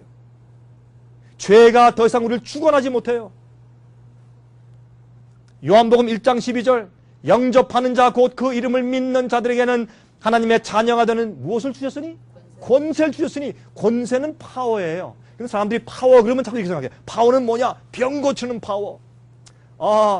또 뭐 미래를 예언하는 파워, 방어하는 파워, 무슨 뭐 이런 파워로만 생각해요. 한 번은 제가 한국에 가니까 제가 집회를 하니까 한 집사님 와가지고 저한테 하면서 악수하면서 목사님, 하나님께서 제게 특별한 성령의 은사를 주셨습니다. 아, 그렇습니까? 무엇입니까? 그랬더니 저는 누구든지 누굴 악수를 하면서 그 사람의 얼굴 쳐다보면 그 사람의 과거가 쫙 다 보입니다. 제가 그 말 들었을 때 제가 어떻게 했는지 아십니까? 아, 그럼 집사님 저기 종로 3가에 가서 조그만 책상 펴놓고 점치시면 돈 많이 버시겠네요. 그랬어요. 그거 해보시죠, 가서. 아니, 성령께서 할 일 없어서 누구한테 남의 과거나 들여다볼 수 있는 능력을 주세요? 그거는 마귀가는 점치는 사람이 하는 짓이지. 안 그래요? 여러분, 이렇게 사람들이 우둔해요. 아니, 그게 그 사람의 구원하고 무슨 상관이 있고 그 과거 얘기를 얘기해 준다고 다른 사람에게 무슨 구원의 상관이 있겠어요, 그게. 그건 아무런 힘이 안 돼요. 복음은 우리의 죄와 우리 죄의 본성에서 우리를 해방시키고 건져주는 그런 능력이 있어야 돼요. 거짓 성령이 판을 치고 있어요, 세상에. 여러분, 정신을 차리고 깨셔야 돼요. 잘못된 생각들이에요. 로마서 6장 12절부터 23절에 말씀했습니다. 그러므로 너희는 죄로 너희 죽을 몸에 왕노릇하지 못하게 하여 몸의 사욕을 순종치 말고 또한 너희 지체를 불의의 병기로 죄에게 드리지 말고 오직 너희 자신을 죽은 자 가운데서 다시 산 자같이 하나님께 드리며 너희 지체를 의의 병기로 하나님께 드리라. 죄가 너희를 어떻게 못하리니? 주관치 못하리니. 죄가 우리를 주관치 못한다. 그건 무슨 말이에요? 옛날엔 말이죠. 내가 뭐 남자든지 여자든지 자기 남편과 아내 이외에 다른 이성을 볼 때 자꾸 마음 가운데 유혹이 생겨서 견딜 수가 없고 그 나쁜 생각을 내가 이길 수가 없었어요. 나쁜 그림을 볼 때.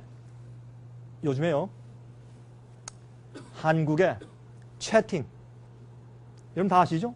채팅해서 간음을 행하는 일이 너무나 편만해서 한국에 가면 사람들이 30대, 40대 부부 가운데서 애인이 없는 사람들이 별로 없을 정도라면서요. 저는 한국에 자주 가는 사람이에요. 전 중국에 자주 가는 길에 한국을 늘 들리기 때문에 저는 요새 한국에 갈 때마다 가슴이 아파서 견딜 수가 없어요. 이건 믿는 사람들도 목사들도 전도사들도 예? 무슨 짓인지 모르겠어요, 이게 세상에. 채팅을 해서 사람들 사귀고 애인을 한 명씩 다 두고 있대. 남자도 부인도. 이게 교인들도 안 믿는 사람도. 한국의 기독교인이 30%, 32%가 지났어요. 3분의 1 정도가 기독교인이 한국에. 그렇게 세계에서 최고로 기독교가 빨리 급성장하는데 한국의 도덕은 세계에서 제1등이요. 도덕의 타락은. 제 말이 틀렸습니까? 일본보다 성도덕이 한국이 더 타락했어요, 지금. 그러면 한국에서 그렇게 발전하고 성장한 교회가 무슨 복음을 가르쳤길래 이 한국의 도덕이 그렇게 타락했냐 말이에요. 성도덕이. 이런 말할 수가 없어요. 한국에 강남에 가면 술을 팔거나 좀 이상한 짓을 하는 여성들의 숫자가 거의 100만에 이르는데 100만에. 이런 창피한 노릇이 어디 있어요, 세상에. 이게 지금 한국의 형편이에요. 그러므로 여러분 조심하세요. 교회에서 말하는 모든 가르침과 복음이 진짜 성경 복음이 아니에요. 제가요, 우리가 이렇게 가르치기 때문에 우리가 욕을 먹고 비판을 받아요.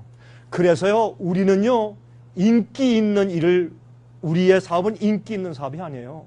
우리는 곧바른 증을 말하기 때문에 인기를 얻지 못해요. 여러분 생각하실 때, 제가 가서 어디 강의하면 한 3,000명씩 모인다고 생각하세요? 아니에요. 우리가 가르치고 말하는 것은 너무 똑바르고 좁은 길을 강조하기 때문에 사람들이 두려워해요. 왜? 좀 쉽게 구원받게 해주시오. 넓은 길로 가고 좀 세상에서도 재미를 보고 하늘도 가게 해주시오. 요즘에 어떤 복음이 있어요? 구원받는데 어떻게 해요? 부끄러운 구원, 영광스러운 구원. 근데 하도 기가 막혀서 그게 무슨 뜻이요? 그랬더니 또 이상해. 부끄러운 구원은 하도 내가 죄를 많이 졌기 때문에 그러나 예수를 믿긴 믿으니까 구원해서 가긴 가는데 하늘에서 상급이 없대요.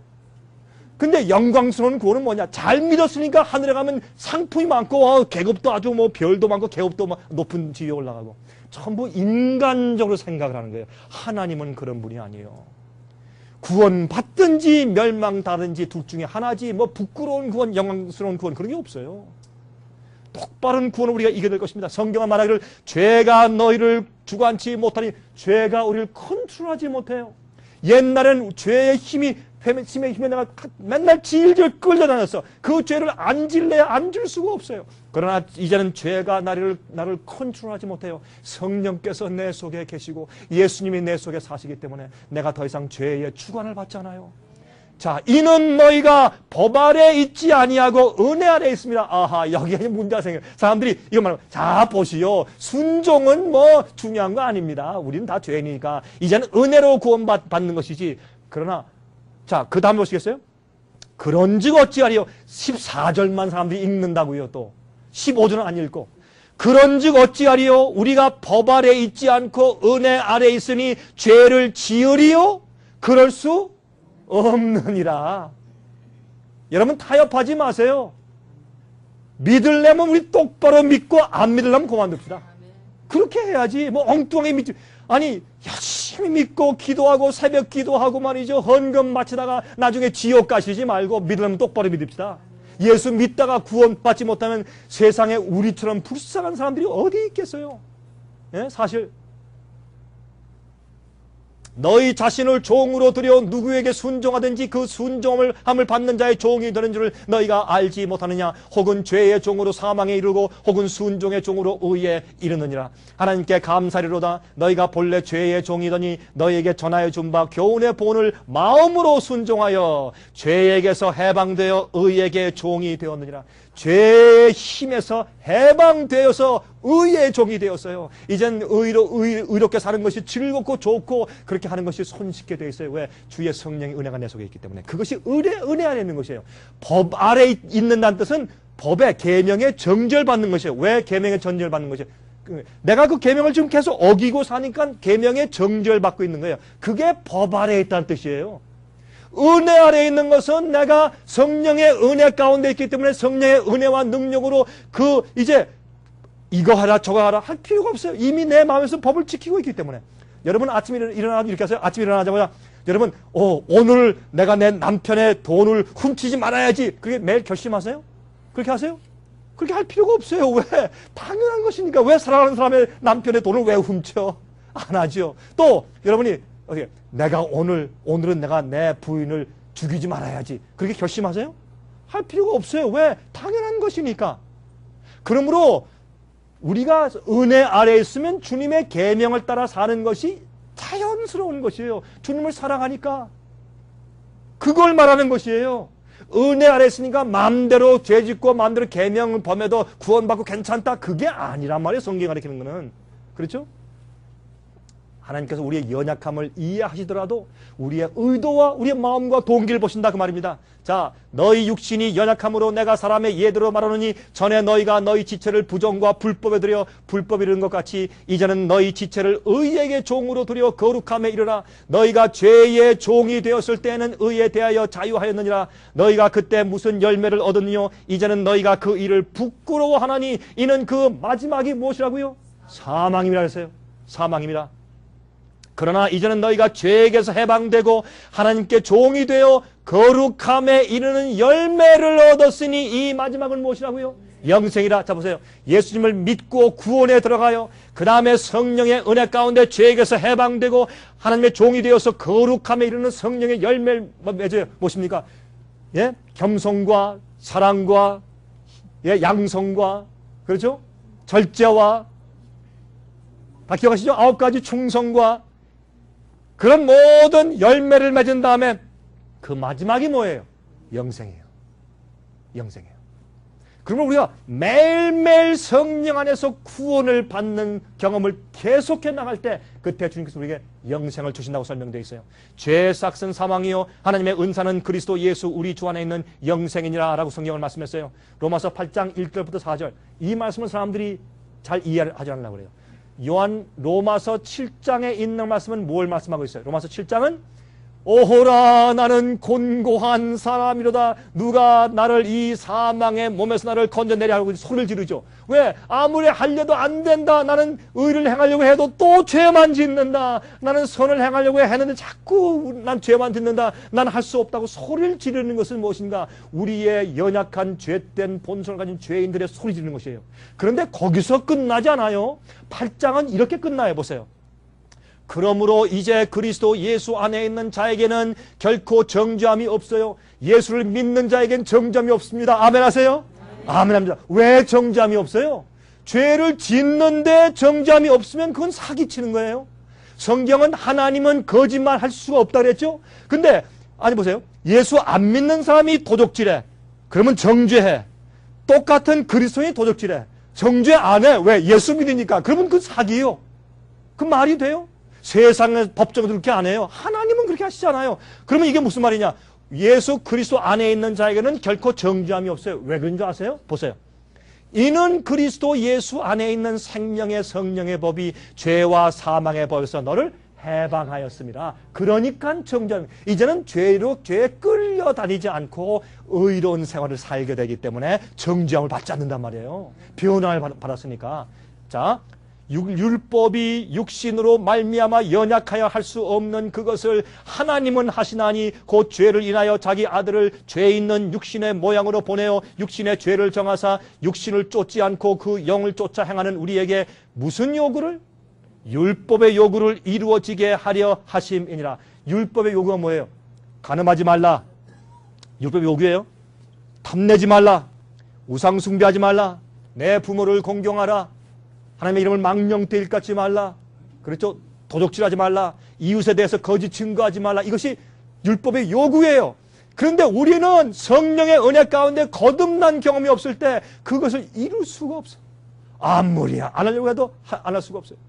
예? 그런데 성령을 쫓아 행하고 거듭났을 때 어떻게 해요? 우리에게 그 율법의 요구를 이루어지게 해요. 왜? 내 마음의 동기와 마음이 바뀌었어요. 변화안 받았어요. 성령이 내 속에 나를 주장하세요. 그래서 이제는 주님의 계명을 지켜 사는 것은 강조할 필요가 없어요. 내 속에서 계명을 내 머리 가운데 기록해 주시니까 자연히 주님의 은혜 가운데 살게 돼요.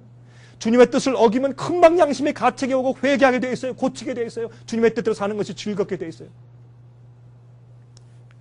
여기 저희 집사람이 있는데 우리가 결혼한 지가 31년인가 32년 됐어요. 32년 됐으면 꽤 오래됐습니다. 그렇죠?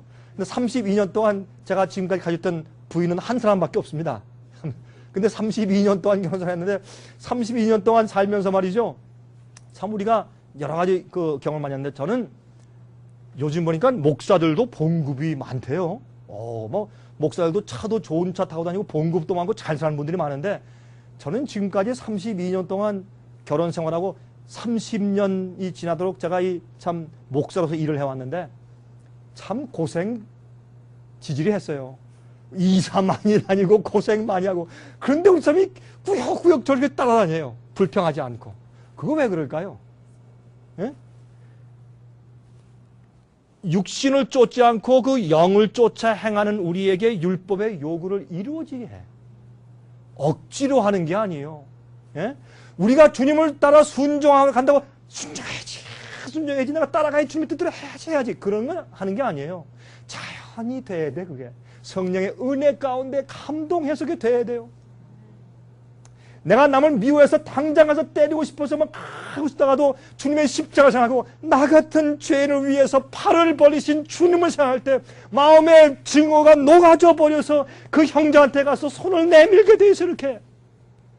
그러면 율법의 요구가 내 속에서 성령의 은혜로 이루어진단 말이에요. 내 힘과 노력이 아니라 성령의 능력으로 내 마음 가운데 율법의 요구가 이루어져요. 그게 새 언약의 경험이에요. 그런데 이걸 바꿔가지고 예수를 믿기 때문에 내가 죄를 져도 다 정죄 안 받는다. 그게 엉터리로 가르친단 말이 아니라 내 성령의 은혜로 내가 주님의 계명을 따라 주님의 뜻대로 사는 사람이 되기 때문에 정죄를 받지 않는 것이에요. 내 힘이 아니고 주님의 능력으로 그 능력을 경험하는 것이 복음이에요. 그게.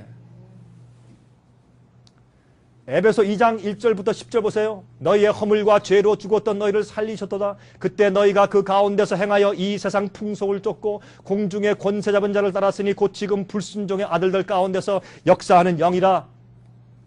전에는 우리도 다 그 가운데서 우리 육체의 욕심을 따라 지내며 육체와 마음에 원하는 것을 하여 다른 이들과 같이 본질상 진노의 자녀이었더니.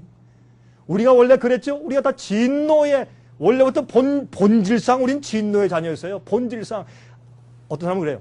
아유 목사님 저 사람은요 법이 없어서 살 사람이요. 참 착한 사람이에요. 제가 인정해요. 그런데요 성령의 은혜가 없잖아요. 아무리 착하고 아무리 온순한 사람도 가서 자존심 딱 건드려 보세요. 지렁이도 밟으면 꿈틀어요. 팍 튀어나오고 난리가 나요. 그렇죠? 여러분 그러므로 성령의 은혜 가운데서 우리가 잠겨서 변화되지 아니하면 우리는 우리 죄의 본성을 이길 수가 없어요. 도덕적으로 윤리적으로 착하다 그거 가지고 하늘 가지 못해요. 예수 그리스도를 통해서 변화받은 자만 하늘 가는 것이에요. 긍휼에 풍성하신 하나님이 우리를 사랑하신 그 큰 사랑을 인하여 허물로 죽은 우리를 그리스도와 함께 살리셨고 그 다음에 이건 제가 쓴 게 아니에요. 성경에 있어요. 5절에 허물로 죽은 우리를 그리스도와 함께 살리셨고 한 다음에 가로로 한 다음에 바울이 썼어요. 너희가 은혜로 구원을 얻은 것이다. 사람들이 우리는 믿음으로 은혜로만 구원받는다 말하면서 그게 무슨 뜻인지 몰라요. 은혜로 구원받는 게 뭔지 아세요? 우리가 죄의 종되어서 죽어있던 사람을 주님의 십자가의 은혜의 보혈을 깨닫게 하시고 회개시켜서 부활해서 끌어올리시고 의롭게 살도록 하신 그 능력을 가리켜서 은혜로 구원받았다라고 설명한 거예요. 사도 바울은. 여러분 오해하지 마세요. 이 복음에 대해서. 또 함께 일으키사 그리스도 예수 안에서 함께 하늘에 앉히시니 이는 그리스도 예수 안에서 우리에게 자비하심으로 그 은혜의 지극히 풍성함을 오는 여러 세대에 나타내려 하심이니라. 너희가 그 은혜를 인하여 믿음으로 말미암아 구원을 얻었나니 이것이 너희에게서 난 것이 아니요 하나님의 선물이라 그랬어요. 보십시다. 이게 보세요. 은혜를 인하여 믿음으로 구원을 받았어요. 아브라함이 믿음의 조상이죠. 맞습니까? 아브라함의 믿음을 우리가 배우고 그 믿음을 우리가 구원받아요. 그런 믿음을 가지고 구원받는데 아브라함은 어떻게 해요? 하나님께서 아브라함아 너 하늘을 봐라. 뭐를 보느냐? 별들을 봅니다. 별들은 헤어봐라. 저만은 어떻게 헤아립니까? 저 너무 많아서 못 셉니다. 앞으로 내 후손이 저렇게 많을 것이라. 전혀 무자했을 때 하나님의 그 말씀을 아브라함이 믿으니 그 믿는 것을 의로 여기시니라. 그러면 믿는 건 뭐예요? 하나님의 말씀과 약속의 능력을 믿는 것이에요. 보지 않고 믿는 것이에요. 믿었을 때 죽었던 그 몸 같은 100살 거의 90살 된 자기 아내가 사라가 아들을 낳았단 말이에요. 그게 뭐예요? 믿음이에요. 지금 아들이 없어요. 자기는 100살 할아버지예요. 부인은 90살이에요. 그 늙은 두 부부가 자식을 낳는다. 이건 있을 수 없는 일인데 주께서 약속하시니 믿었단 말이에요. 그게 믿음이에요. 우리는 죄인으로 죄의 본성을 가지고 태어났어요. 연약해요. 우린 죄에 늘 쓰러진 사람들이에요. 그러나 주님께서 너도 승리할 수가 있다. 믿습니다. 주님. 믿고 일어나서 어떻게 해요? 내 누워있던 상을 가지고 걸어가요. 내 죄병이 치료받는 것이에요. 그것이 믿음이에요. 그 은혜를 인해서 믿음으로 말미암아 구원을 받는 것인데 우리가 죄의 병에서 치료를 받는 것을 말하는 것이에요. 이것이 참된 복음입니다. 행위에서 난 것이 아니니 이는 누구든지 자랑치 못하게 함이니라. 우리는 그의 만드신 바라 그리스도 예수 안에서 선한 일을 위하여 지으심을 받은 자니 이 일은 하나님이 전에 예비하사 우리로 그 가운데서 행하게 하려 하심이니라. 예? 주님 안에서 선한 일을, 의로운 일을 위해서 새로 지으심을 받은 자예요. 자, 간단하게 그러면 성경이 말하는 의롭게 되는 길이 무엇일까요? 신명기 6장 25절 보세요. 우리가 그 명하신 대로 이 모든 명령을 우리 하나님 여호와 앞에서 삼가 지키면 그것이 곧 우리의 의로움이니라 할지니라. 주여 주여 하는 자마다 다 천국에 들어갈 것이 아니라 하늘에 계신 내 하나님 내 아버지의 뜻대로 하는 자에 들어갈 것이라. 우리의 의는 뭐예요? 하나님께서 명하신 모든 명령대로 지키고 살면 그것이 우리의 의로움이에요. 의가 뭐예요? 영어로 righteousness. right, 옳단 말이에요. right, 이건 옳게 사는 사람이에요. 의인, 오리를 한문으로 오리를 의자 아니에요? 그렇죠? 그러니까 옳게 사는 사람이 무엇이 옳아요? 옳고 그름을 뭘로 판단해요? 예? 성경 말씀으로. 주님께서 하라는 걸 하고 하지 말라는 걸 하지 않는 것이 옳고 그름이고 그게 의와 죄예요. 그렇죠? 죄는 뭐라 그랬어요? 요한일서 3장 4절에 죄는 뭐라 그랬어요? 죄는 불법이라. 죄는 주님의 계명을 어기는 것이 죄예요.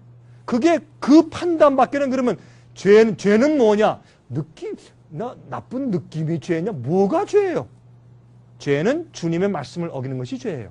그러면 그렇게 따질 때 뭐예요? 주님의 뜻대로 사는 것이 그게 의로움이에요. 예레미야 31장 31절부터 34절 보세요. 내가 나의 법을 그들의 속에 두며 그 마음에 기록하여 나는 그들의 하나님이 되고 그들은 내 백성이 될 것이라. 이게 의로움이 되는 것이에요. 또 보세요. 에스겔 36장 24절부터 28절에 또 새 영을 너희 속에 두고 새 마음을 너에게 주되 너희 육신에서 굳은 마음을 제하고 부드러운 마음을 줄 것이며 내 신을 내 성령을 너희 속에 두어 너희로 내 율례 내 계명을 행하게 하리니 너희가 내 규례를 지켜 행할지니라. 이게 뭐예요? 이게 의로움이에요. 그러니까 우리가 거듭날 때 주님께서 당신의 법을 우리 심령 가운데 기록해서 주님의 뜻대로 살도록 만들어 주신 것이에요. 그것이 거듭남이에요. 히브리서 10장 16절부터 18절 보세요. 주께서 가라사대 그날 후로는 저희와 세울 언약이 이것이라 하시고 내 법을 저희 마음에 두고 저희 생각에 어떻게 하신다고요? 기록하리라 하신 후에 또 저희 죄와 저희 율법을 내가 다시 기억지 아니하리라 하셨으니 이게 무슨 뜻이에요? 우리가요 용서받았어도 계속 똑같은 죄를 습관적으로 계속 지어나가면 주님께서 어떻게 해야 돼요? 죄를 기록했다가 주님 용서해 주십시오 지웠다가 또 지면 또 썼다가 기도하면 또 지웠다가 썼다 지웠다 썼다 지웠다 썼다 지웠다 언제까지 해야 돼요? 그렇죠? 우리가 상식적으로 생각을 해보시면 아주 분명히 이런 것들이. 그래서 사실은 어떻게 해요? 내가 너희 마음과 생각에 내 법을 기록한 다음에 너희가 이제는 죄를 승리하는 경험을 할 때 내가 너희 불법을 다시 기억지 않는다라고 설명을 해주신 것이에요. 이것을 성경에는 새 언약이라 그랬어요. 옛 언약은 시내산에서 모세에게 십계명을 주실 때 세운 것을 옛 언약이라고 말했고 새 언약은 십자가 위에서 주신 것이 새 언약이에요. 그러면 옛 언약과 새 언약의 조건은 같아요. 너희가 내 뜻대로 살고 내 명령을 지켜 행하면 내가 너희 하나님 되고 너희는 내 백성 될 것이라. 그것이 언약이에요. 그런데 우리 사람들이 자기의 힘과 노력으로 하려고 막 안간힘을 쓰는 것을 어떻게 해요? 그게 바리새인주의고 그게 율법주의예요. 우리는 우리 스스로 그걸 할 수 없어요. 그것이 옛 언약이에요. 새 언약은 뭐냐? 할 수 없어서 주님께 십자가 앞에 나와서 주여 나는 죄인이고 할 수 없습니다 하고 그냥 엎드리면 그 주님의 은혜가 내 마음 가운데 폭포수처럼 들어와서 갑자기 내 마음 가운데 주님의 뜻대로 살고 싶어지고 할 수 있게 돼버려요. 성령의 은혜가 내 마음 가운데 주님의 뜻을 기록해버리세요. 그것이 새 언약을 경험하는 것이에요. 새 언약도 순종이고 옛 언약도 순종인데 옛 언약은 자기 힘으로 하려고 하다가 넘어지는 것이고 새 언약은 성령의 능력으로 하는 것이에요. 그게 새 언약이에요. 제가요 11살 때 국민학교 5학년 때 11살 때 12살 때구나. 12살 때 그때 제가 저희 부모님이 저희 할아버님이 그때 중앙청에서 일을 하셨고 나중에 이제 부산 세관장으로 가셨어요. 그래서 부산 세관장을 계셨고 저희 아버님이 그 밑에서 부산 세관에서 일을 하셨어요. 옛날에. 나중에 이제 저희 할아버님이 이제 참의원과 이제 정부 인사로 이제 그 다음에 가셨는데 저희 아버님이 이제 부산 세관에서 일을 하시니까 제가 국민학교 때는 부산에서 지냈어요. 제가 국민학교를 제가 부산에서 나왔어요. 학교를. 근데 그때 우리가 늘 놀던 그 놀이가 전쟁놀이. 그저 모래성을 쌓고, 그 다음에 이 대나무 잘라가지고 칼 만들고, 화살 만들고, 활 만들어 쏘고, 또 이런 동글동글한 돌들 모아가지고 적군이 달려오면 탁 던지고, 참 좀 위험한 놀이를 했어요. 우리가 생각해도 지금. 그런 놀이하는 것을 참 아주 좋아했는데, 우리 부모님들 말이죠. 아침만 되면 난리. 얘들아 제발 오늘은 전쟁놀이 하지 말아라. 그거 다친다. 위험하다. 그런데 그날따라 제가 학교 가려고 하니까 저희 어머님이 저를 붙잡고 병구가 내가 제발 비는데 제가 외아들이에요. 저희 누나가 한 분 계시고 제 여동생 3명이니까 제가 집에서 왕이죠. 옛날에 외아들이면 왕 아니에요. 딸이 4세 아들 하나니까 말이죠. 그런데 저희 부모님이 저를 참 끔찍하게 생각하셨죠. 물론 지금도 마찬가지죠. 지금도 가끔 저희 어머니와 저희 아버님이, 저희 어머님이 지금 83세시고 저희 아버지가 지금 89세, 지금 70대 되셨어요. 아니요, 90세 되셨어요. 지금 89세, 90세 되셨는데 가끔 전화해서 그러세요. 얘야, 아들아, 차 조심해라. 길 건널 때 조심해. 아직도 그러세요. 그래서 어머니, 저도 머리가 하얀 저도 지금 어른이에요. 저도 늙어가는 사람이랬더니 안다. 그럼 너 아직도 내 아들이야? 아니니? 할 말이 없어요. 그렇죠? 그게 부모 심정이에요. 저도 자식이 있지만 그게 부모 심정 아닙니까? 그렇죠? 아무리 나이 많은 자식도 자식은 자식이야, 항상. 그래서 어릴 때 참 절 붙들고 그날따라 저희 어머님이 얘야, 병구가 제발 전쟁놀이 하지 말아라. 그날 저희 어머님이 너무 사정하시니까 제가 너무 마음에 안 들어서 어머니 알았어요. 내가 약속합니다. 다시는 안 하겠습니다. 하고 어머님하고 제가 이 새끼 선거를 걸었어요. 이렇게. 안 하겠습니다. 그리고 학교에 갔어요.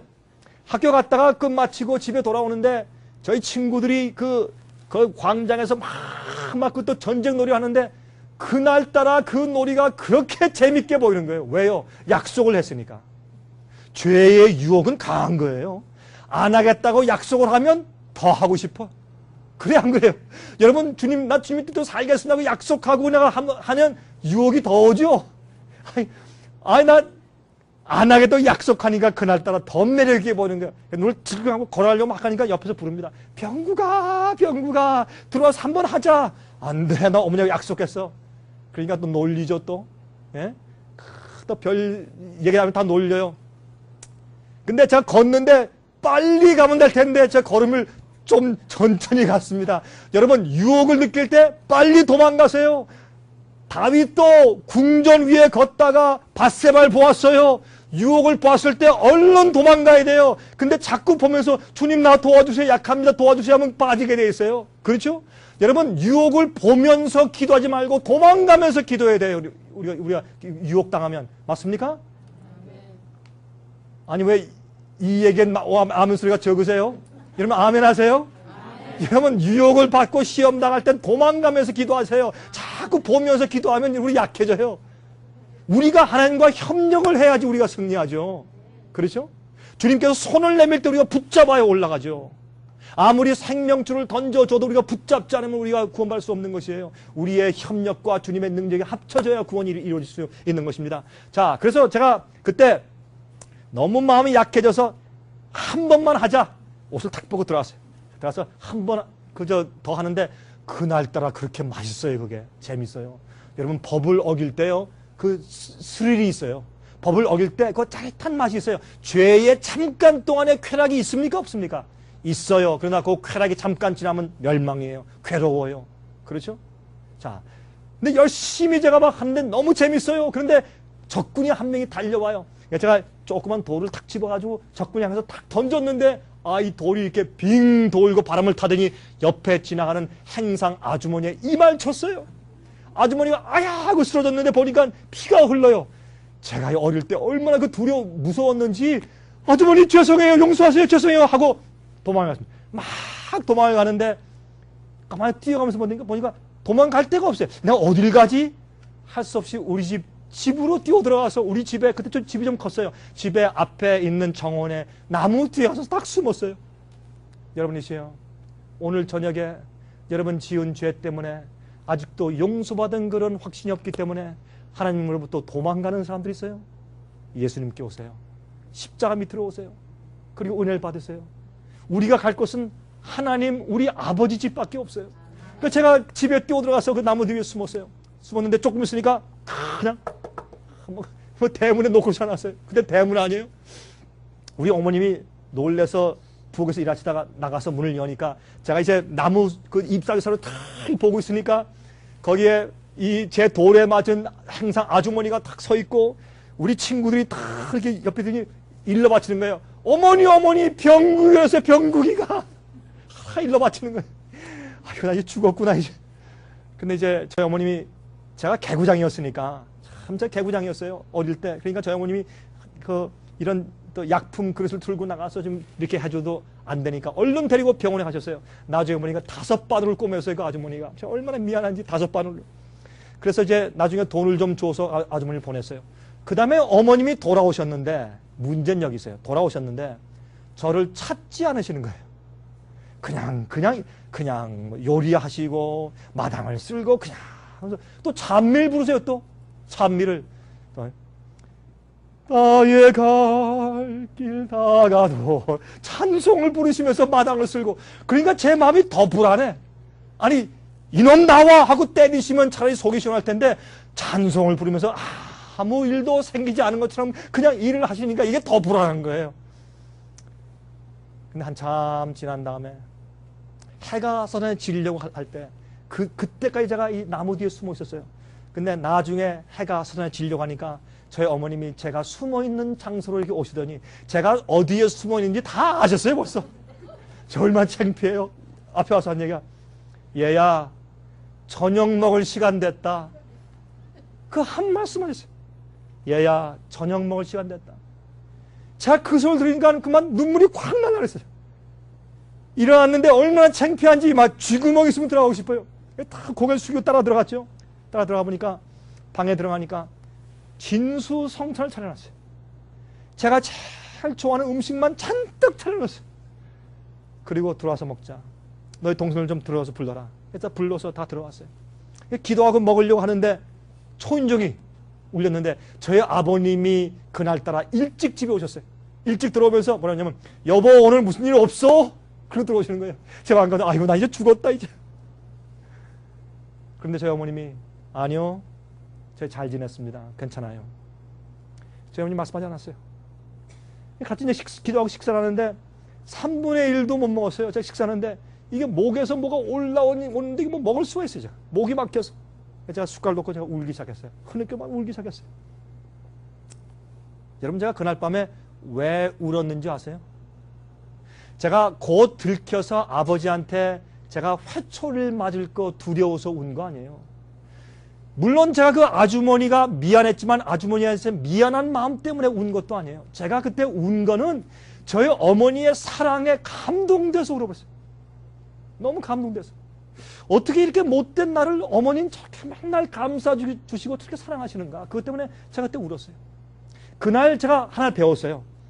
그 전까지요, 어머니 말씀에 알겠습니다 하고 약속을 했지만 그 약속을 지킬 수가 없었어요. 내가 약하니까, 자꾸 하고 싶으니까, 죄의 욕심에 내가 이룰 수가 없어요.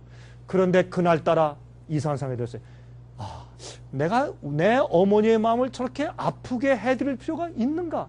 내가 왜 자꾸 어머니 마음을 아프게 해드려야 되는가? 내가 다신 그러지 말아야지. 그런 마음이 들어갔어요. 제 마음이 갑자기 변하고 갑자기 어머니와의 약속을 지키고 싶은 마음이 들어가는 거예요. 그때 저희 어머님이 제 마음 가운데 새 언약을 기록해 주셨어요. 제 마음 가운데. 아들아, 다시는 전쟁 놀이를 하지 말지니라. 제가 어머니 알겠습니다 그랬어요. 그때부터 지금까지 한 번도 안 했어요. 제가 그 전엔 말이죠, 그 약속을 지켜야 되는 걸 알아요. 그것이 옳은 걸 알아요. 그게 의인 거 옳을 의자, 그게 righteous, 옳은 걸 알지만 지킬 수가 없어서 약해서. 그런데 어머니의 사랑에 감동된 다음에 이젠 지킬 수가 있어요.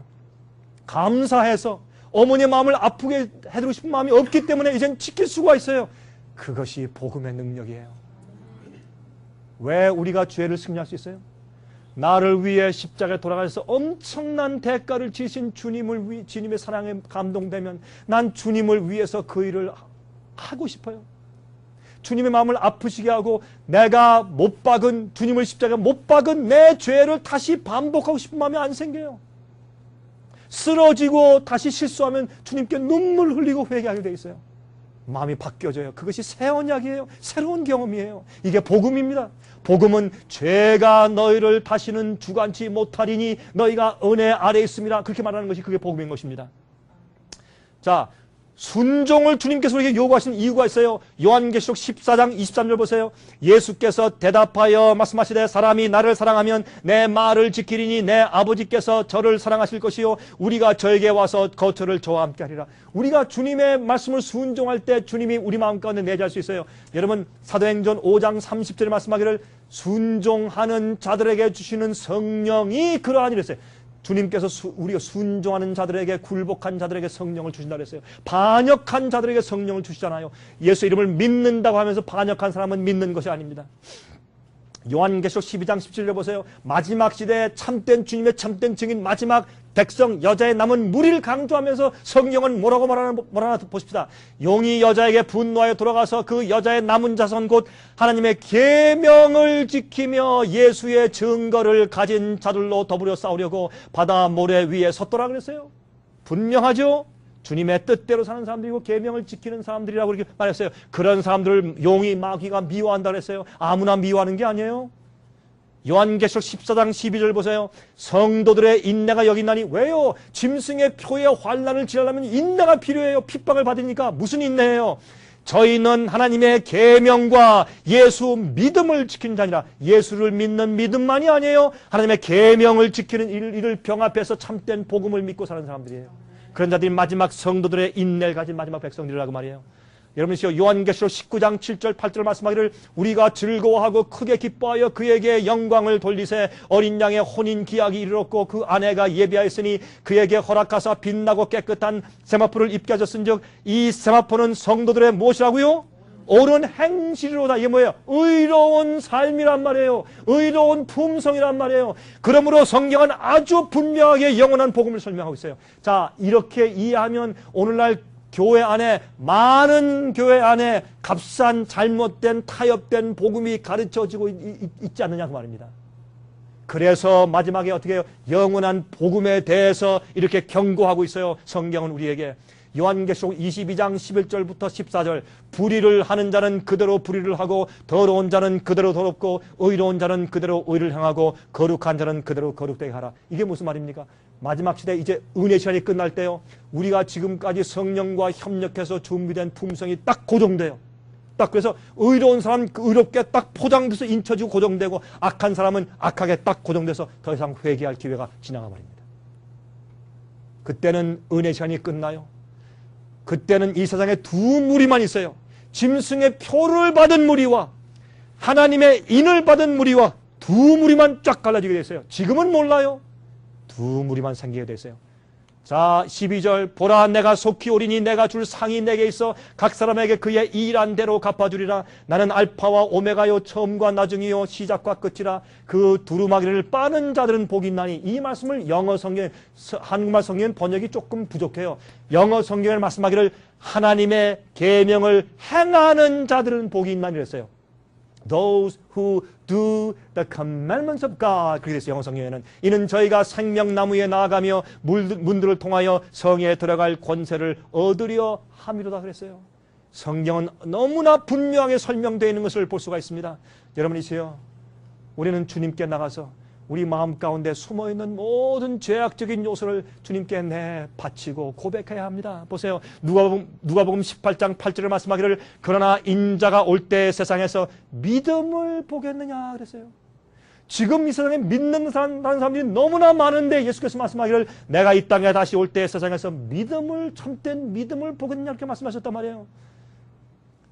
마라나타 뭡니까? 예수께서 다시 오십니다. 주님께서 다시 오십니다. 이것은 제 생의 소망입니다. 이 세상에 언약의 무지개가 뜰 것입니다. 주님께서 이 땅에 와서 당신의 흰 옷 입은 당신의 신부들을 참으로 아름답게 성령의 은혜로 새 언약의 경험 가운데 들어가서 의로운 성품을 준비하고 하나님의 표를 이마에 받은 자들을 새 예루살렘 진주문 성으로 인도해 드리실 것입니다. 그 성도 호명하실 때 성도 이름을 부르실 때 여러분은 그때 어디 계실 겁니까? 그때 여러분들 어디 계실 거예요? 제 친구 가운데 한 사람이 이런 경험을 했어요. 자기 옛날에 형무소에 갔다 온 경험이 있는 사람이에요. 이렇게 말해요. 형무소에 가면 8월 15일 날 광복절 날 사면하는 일 있잖아요. 사면할 때 이 죄수들이 다 기다리고 있다가 아무개 이름 부르면 좋아서 소리 지면서 막 뛰어나간대요. 그 얘기를 하면서 그 친구가 저한테 얘기했습니다. 강 목사, 나는 예수께서 오실 때 성도 이름을 의인들의 이름을 호명하실 때 내 이름을 부르면 나는 하고 난 달려나갈 것세. 그렇게 말했습니다. 주님 속히 오실 것입니다. 세상의 징조를 보십시오. 세상의 천연계를 보십시오. 세상의 온난한 현상을 보십시오. 사람들의 악한 모습들을 보십시오. 예언의 성취를 보십시오. 이 세상은 오래가지 않습니다. 그럼 마지막에 참되게 영원한 올바른 복음을 믿으라고 성경은 마지막으로 우리에게 경고하고 있습니다. 여러분 참으로 올바른 성도의 경험을 하시게 되길 바랍니다. 내일은 정말 이 바벨론에 우리를 취하게 하는, 우리를 흔들리게 하는 이런 포도주 가운데 아주 중요한, 여러분이 많은 경우에 오해하고 있는 데에서 제가 설명을 드리겠어요. 여러분들이 좀 깜짝 놀라는 경험을 하실 것이에요. 여러분 우리가 꼭 주님의 성령의 은혜를 따라 사시게 되길 바랍니다. 기도하십시다. 자비하신 하늘에 계신 우리 아버지시여, 저희를 도와주시옵소서. 우리는 연약한 죄인들입니다.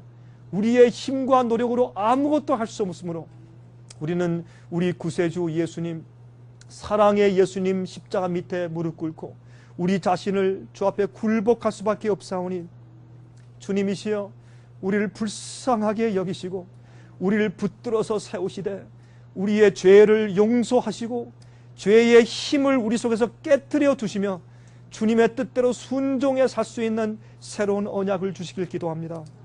주님, 우리가 주님의 법도대로 살길 원하고 우리가 우리 속에 있는 죄의 충동을 승리하기 원합니다. 우리가 시기 질투와 우리의 교만과 이기심을 이기기 원합니다. 밖에서 마귀가 주는 유혹과 시험들을 승리하기 원합니다. 그래서 하나님 아버지의 올바른 증인 되길 진정으로 원합니다. 마귀가 주장하는 사람이 아니라 성령께서 주장하는 사람인 것을 우리가 나타내기를 심히 원합니다. 어린 양의 이름을 우리 이마에 써주시고 그런 품성을 가르쳐 주시옵소서. 이곳에 같이 모여서 이제 말씀을 연구하고 기도하는 주님의 귀한 이 아들과 딸들에게 복을 주시고 그들의 이마에 인치시며 진리를 가르치시고 참된 영원한 복음의 체험을 허락해 주시옵소서. 예수 그리스도의 거룩하신 이름을 의지하여서 간절하게 기도하옵나이다. 아멘. 은혜 많이 받으셨습니까? 생애에 비춘 각종 미디어 즉 출판물, 텔레비전, 비디오, 오디오 카세트 테이프, DVD, CD, 그리고 웹사이트를 통하여 복음을 전하는 미디어 선교 기관입니다.